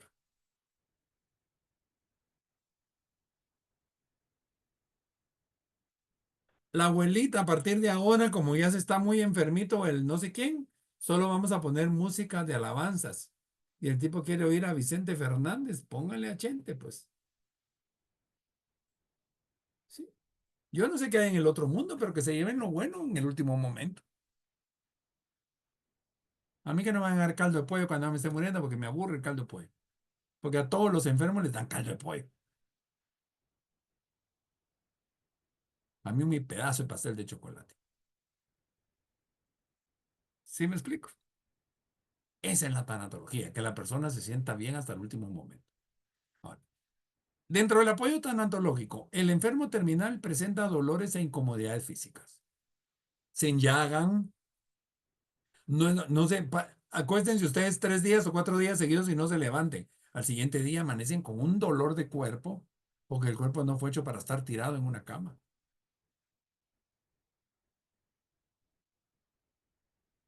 Eh, Pierden su incontinencia, se vuelven incontinentes, hacen sus necesidades en el pañal. ¿A quién le gustaría que lo cambie cuando les puede dar vergüenza? Entonces, esos dolores e incomodidades físicas, emocionales también les afectan. Y además están sufriendo la confrontación con su muerte, porque saben que se están muriendo. Y tal vez la gente no los deja pensar en su muerte, porque ahí está todo el mundo atendiéndoles. Hay que dejarlos solos por momentos. Recordemos que el enfermo es el que tiene el papel activo ante la enfermedad. Si el enfermo dice que le duele es porque le duele. Y no, ay, ¿cómo le va a doler si ni lo he tocado? Miren, las arterias se les convierten a los ancianitos o a los enfermos terminales del tamaño de las venas. Las venas se les convierten en el tamaño de los vasos sanguíneos. Los vasos sanguíneos se les convierten en tamaño de vasos capilares. Entonces ustedes, esto que apacho aquí no me duele a mí, pero a una persona ya muy desnutrida, con caquexia o terminal, sí les duele. Pierden masa muscular. También están trabajando por encontrar el sentido de vida, porque hay algunos que hasta el último momento se arrepienten. Hay que trabajar con ellos, no cuánto te queda de vida, de muerte, sino qué quieres hacer mientras estés vivo. Y también ayudarlos a que acepten la muerte. Y eso cuesta mucho. A mí me ha tocado hablar con gente, mire, acepte su muerte, pues. Por supuesto que no soy yo el que le estoy diciendo que es enfermo terminal. La persona ya sabe que está enfermo terminal y está sufriendo, está peleando por no morirse. Pero hay un momento donde hay que darles permiso para que se vayan. Ese permiso para descansar. Familia, díganle que le dan permiso, que ustedes se van a quedar tranquilos. Y hasta que todo el mundo le da permiso al enfermo, hasta ese momento descansa. O fallece o trasciende el nombre que le quieran poner ustedes a la muerte.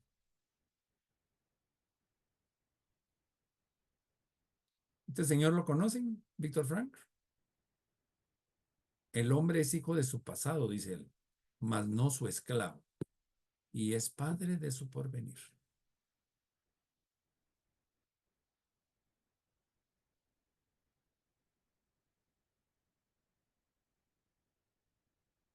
Ahí está el libro El hombre en busca de sentido de Víctor Frank.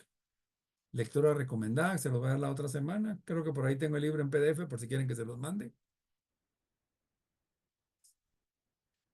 Libro, ese libro yo dejaría que lo leyeran en el colegio antes que María y cualquier otro libro. O que Pepe y Polita o no sé cuáles los que miraban. Es un libro, ¿alguien lo ha leído? Es un libro impactante. ¿Será que lo puede compartir en el chat de WhatsApp para que El podamos PDF sí. hacer? Lo voy a buscar y con mucho gusto Por se los favor. mando. Gracias. Bueno, me voy a cambiar de tema y me voy a ir rapidito con el sistema familiar. La familia maneja sistemas de enfoque conceptual. Por ejemplo, una familia se transforma con el paso del tiempo. Se va adaptando a los cambios y se reestructura ante ellos para seguir funcionando. Dejo yo mi familia, mi esposa deja su familia, nos juntamos, formamos una nueva familia. No es lo mismo estar recién casados que cuando tenemos hijos recién nacidos, que cuando ya son hijos adolescentes o cuando ya se fueron de la casa y nos quedamos solos. Y nos tenemos que ir reestructurando. La familia tiene una estructura interna que se manifiesta en movimientos. Revisen en qué orden nos sentamos en la mesa del comedor. Y se muere papá, mamá, ¿a quién le dio la silla de papá?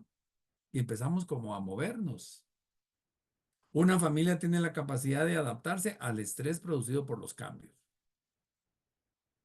Me acabo de enterar de un muchacho que embarazó a la novia. Y la mamá y el papá entran en crisis y conflicto y todo. Y los hermanitos felices porque van a ser tíos. Y el patojo, primero con vergüenza de darle la cara a la mamá, patojo de 16 años. De los patojos que todavía tienen vergüenza ante los papás porque hay algunos que les vale, ¿verdad?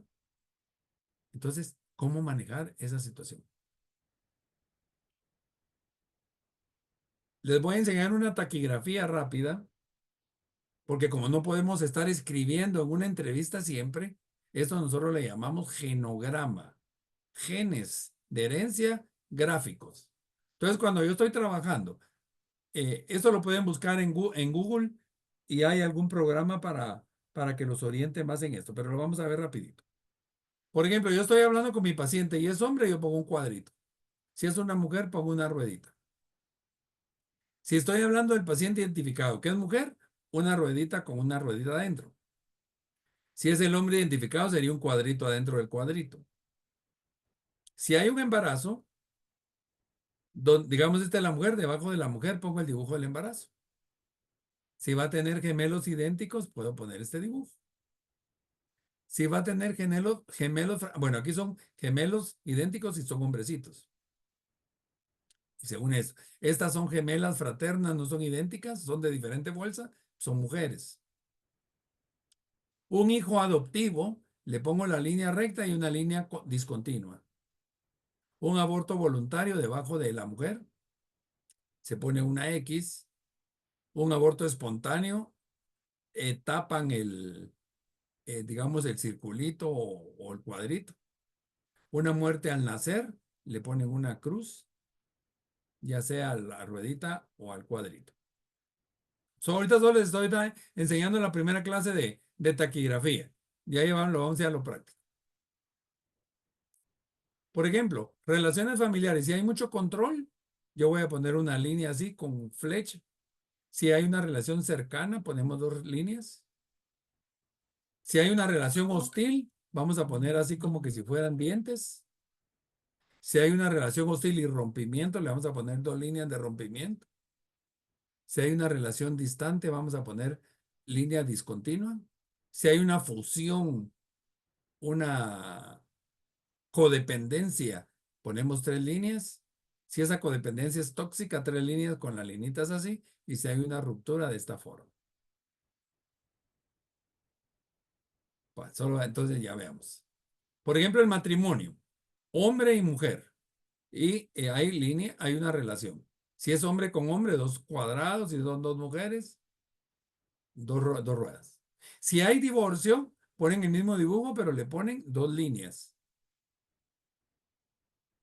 Si hay un concubinato, amaciato, que es amante, es una relación discontinua.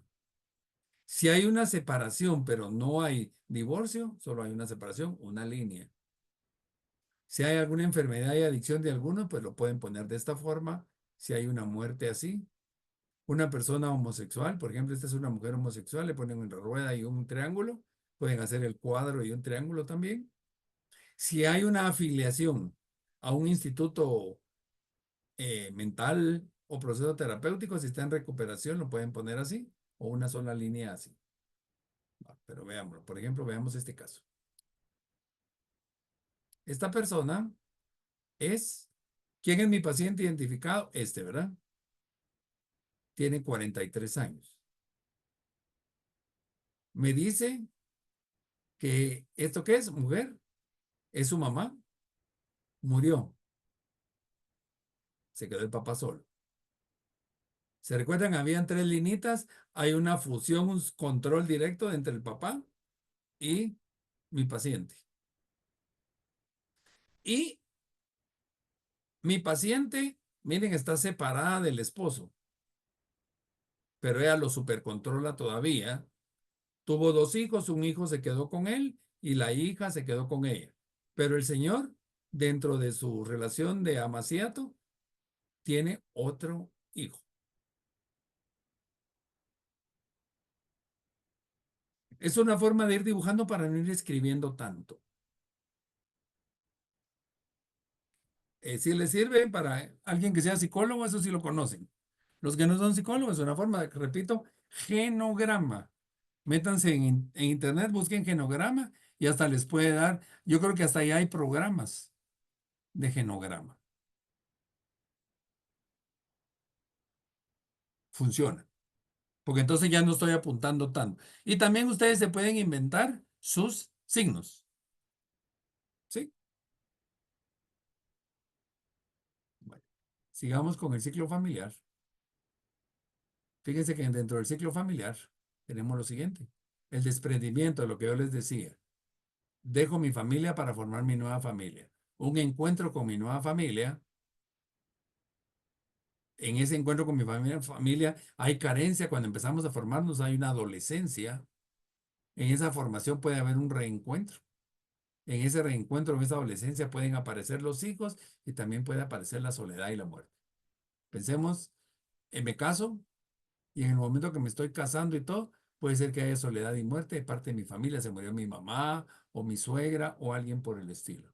Entonces, lo que yo estoy viviendo dentro de mi desprendimiento, en la soledad, es diferente a lo que viven mis hijos.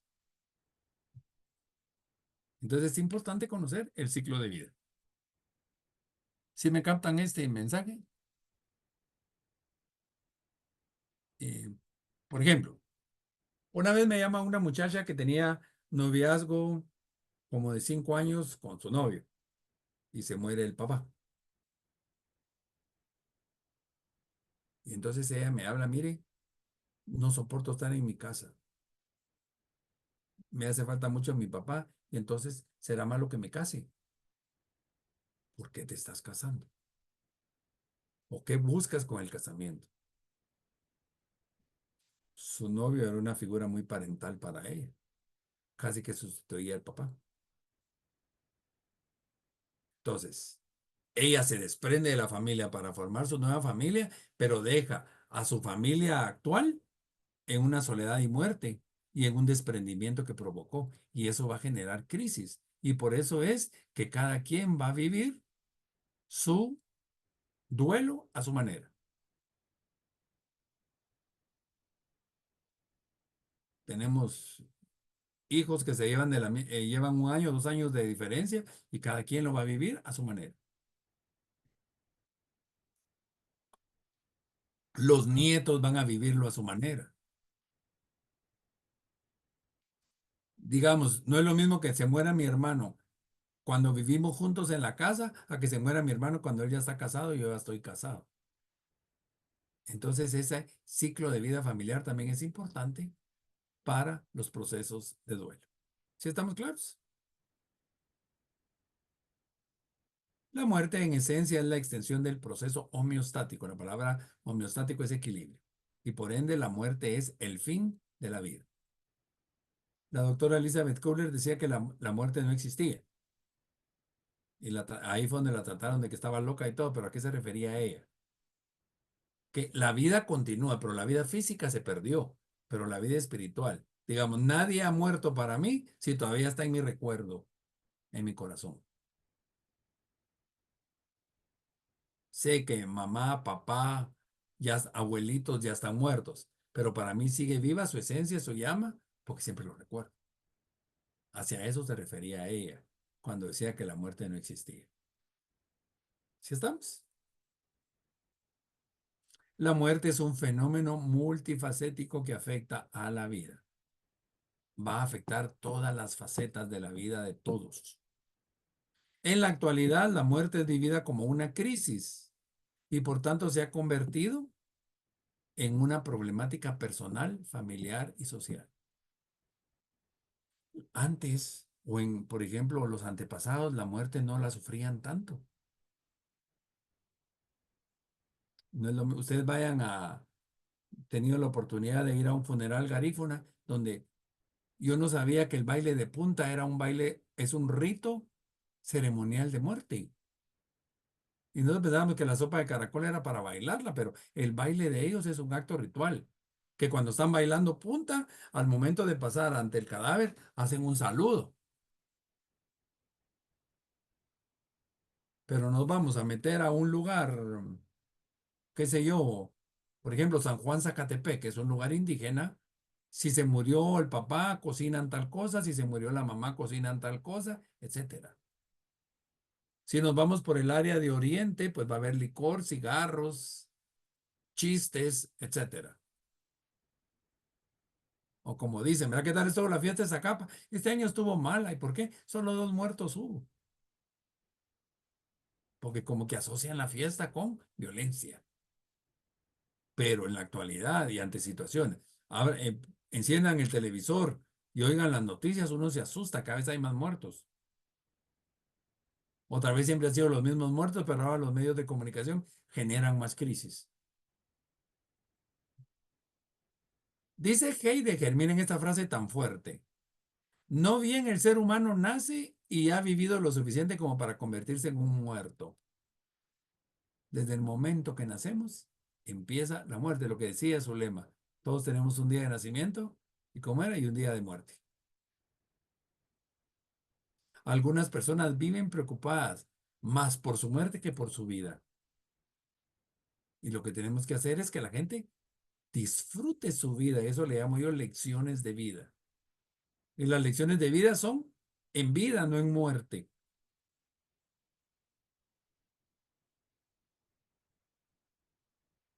La muerte digna, les decía, muerte digna no hay. Tenemos que dar calidad de vida durante esa etapa final. Una atención adecuada.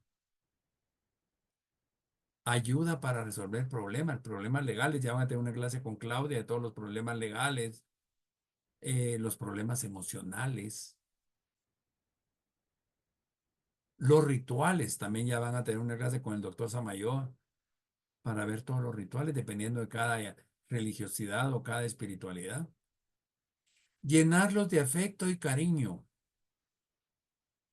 Respetarles y darles el gusto, que les decía. Presentarles opciones reales para su situación actual. Si la persona ya no puede caminar, no vamos a trabajar en una persona que todavía que va a caminar, ¿no? Tenemos que darle a entender que ya no va a caminar y no le vamos a dar expectativas falsas. La muerte biológica se define como la ausencia de signos vitales y el cese de la vida.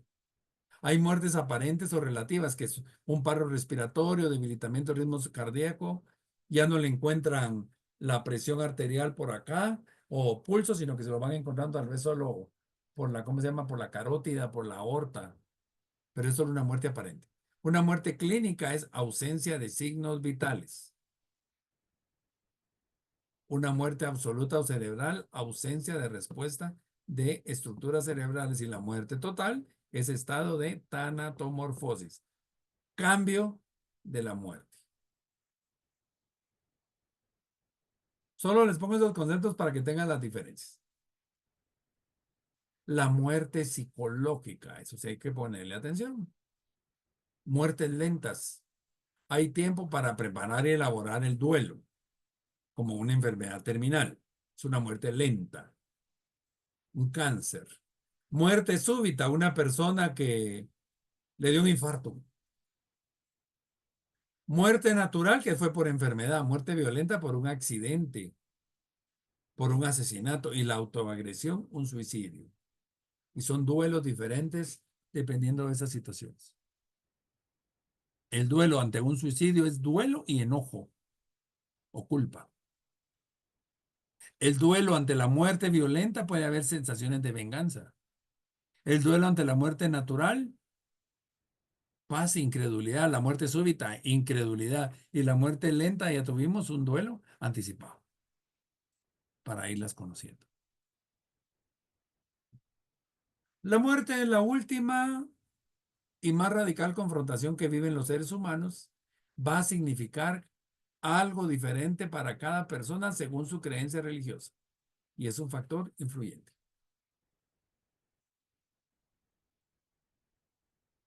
La Iglesia Católica hace todavía algún rito, misas, oraciones después. Para la Iglesia Evangélica, el rito es en el momento y ya no más. Y son respetables las dos. Esto ya lo vimos. Ahora, ante la enfermedad del sistema familiar, se puede enfrentar a lo siguiente. Hay personas que dicen, actúo con naturalidad o exagero en los detalles amorosos o cariñosos. Una vez me dice una señora, mire, plano que me voy a morir. ¿Por qué? Todo el mundo me abraza ahora y nadie me abrazaba antes. Planear la vida futura sin él o sentir que lo estamos traicionando por planificar nuestro futuro sin el muerto, ¿no? Hablar de su muerte o guardar silencio. Son como los dilemas que nos entran. Y cada quien lo hace de acuerdo a su creencia. ¿Le digo algo o me quedo callado? ¿Lloro frente a él o me aguanto las ganas de llorar? Aprovecho la oportunidad del momento, estando consciente que puede ser el último, o actúo como si le quedara mucho tiempo. No se le podemos decir a la persona que a quien lo hace como quiera. Hay gente que por un lado está rezando porque se muera, pero por otro lado se siente mal por desear su muerte, porque quieren que aún viva. Ya lo vamos a ver más adelante eso. Es natural que cuando yo veo a alguien sufriendo, uno le pide, Diosito, si somos creyentes, por favor llévatelo a descansar. Pero cuando ya murió, que ya nos hace falta la persona, entonces nos puede venir el proceso de culpa. Los miedos del enfermo terminal, sentirse vulnerable, inutilidad física y no poder tomar decisiones, deterioro de su autoimagen, deterioro y debilitamiento de los lazos afectivos. Se preocupan porque piensan que están acabando con la economía familiar o dependencia de alguien, ya no se pueden autosostener por sí mismos. Tienen temor a que la familia se destroce cuando ya no estén. Tienen temor al dolor físico, al futuro de la familia, el miedo a ser olvidados, la pérdida de rol. Yo era el fuerte, yo era el que trabajaba y ahora me tienen que cuidar. Las cosas que va sintiendo el enfermo. Miren, me quedan 56, me quedan 5 minutos. ¿Les puedo robar unos 10 minutos más? Sí. De acuerdo. Si no, el que no pueda, pues se puede retirar, ¿verdad? La muerte del cónyuge, como les decía, se queda viudo y la palabra viudo significa vacío. Cuando fallece un ser humano, se entierra su temporalidad. Eso quiere decir entierro presente, pasado y futuro. Y ante la muerte de mi pareja, lo que pierdo es presente y futuro. Y dependiendo del tiempo que tenga de vivir con mi pareja y la relación que tengamos. Pérdida por divorcio o pérdida por muerte. En el divorcio, los objetos que nos obsequió, los que queremos es destruirlos aunque sean valiosos. En la muerte, los objetos de la persona cobran mucho valor aunque materialmente no lo tengan. Con respecto a los secretos, en el divorcio se pueden divulgar como manera de justificación. En la muerte, los secretos se llevan hasta la tumba, son pactos de sangre.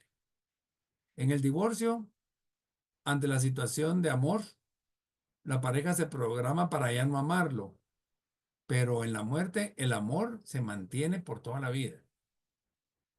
Ante el divorcio, si alguien habla mal de tu pareja, lo reafirmas. Ahí viene la innombrable, el innombrable. Una amiga le dice a su exmarido el Satanás. Pero en la muerte, ante la muerte, que nadie se atreva a decir algo malo de mi esposa o de mi esposo, porque lo defiendo con uñas y dientes. El divorcio es una decisión que alguno de los dos pueda tomar. En la muerte, nadie tomó la decisión, simplemente llega.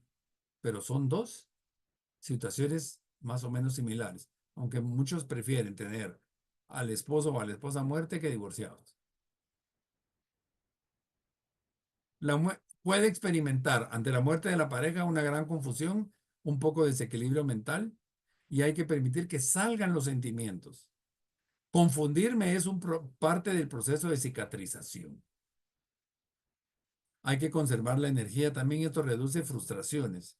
Y tengo que aprender a ser amable y paciente conmigo mismo. Porque uno se puede pelear con la pareja por haberlo dejado antes.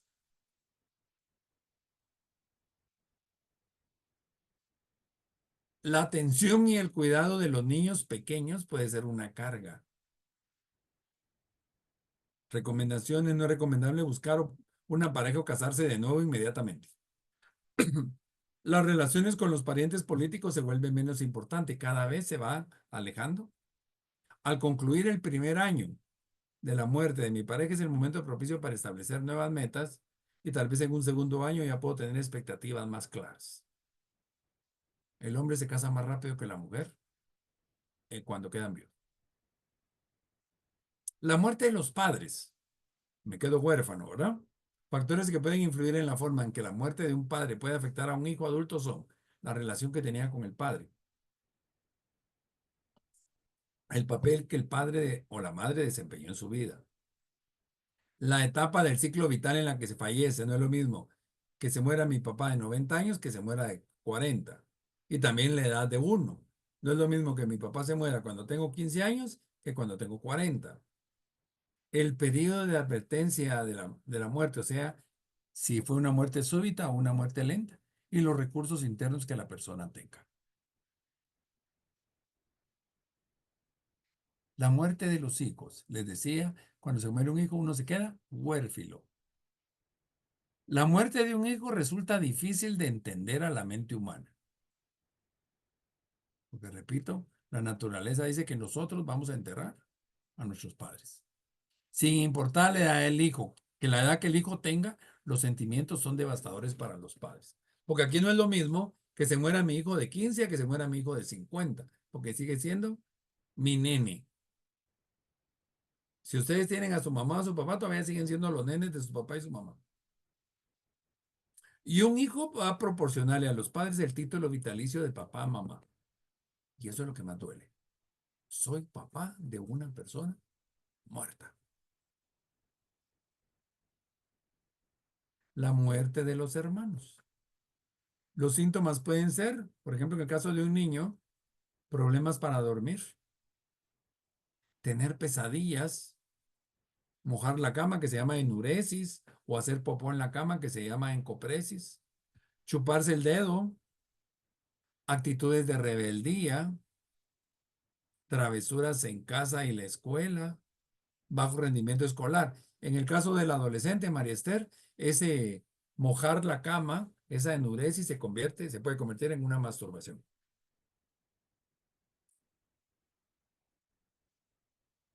Factores a considerar en la muerte de mis hermanos: la edad que tienen, la cercanía de la relación y las rivalidades fraternales que se han tenido a lo largo de la vida.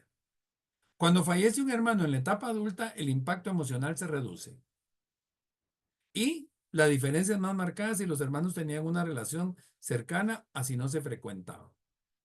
El hermano que se peleó con el hermano porque las esposas no se llevaban y cada quien agarró un camino, eso duele menos que si yo me comunico todos los días con mi hermano si ya somos adultos. Y si vivimos en la casa, es más duro también. Y es más duro para un niño que para un adulto.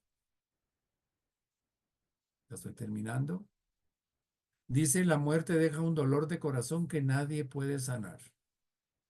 Y el amor deja una memoria que nadie puede robar. Y dice Norman Cousins, la muerte no es la mayor pérdida en la vida. La mayor pérdida es lo que muere dentro de nosotros mientras vivimos. Y por aquí estoy terminando. Por favor, dudas, inquietudes, preguntas.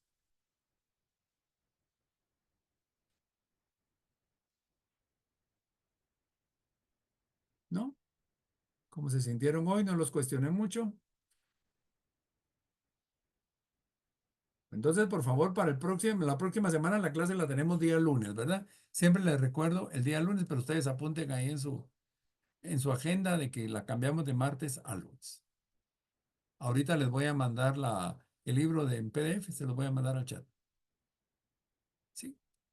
Si no tienen más preguntas, yo les agradezco su tiempo. Que tengan una linda semana y una feliz noche. Muchas gracias, feliz noche.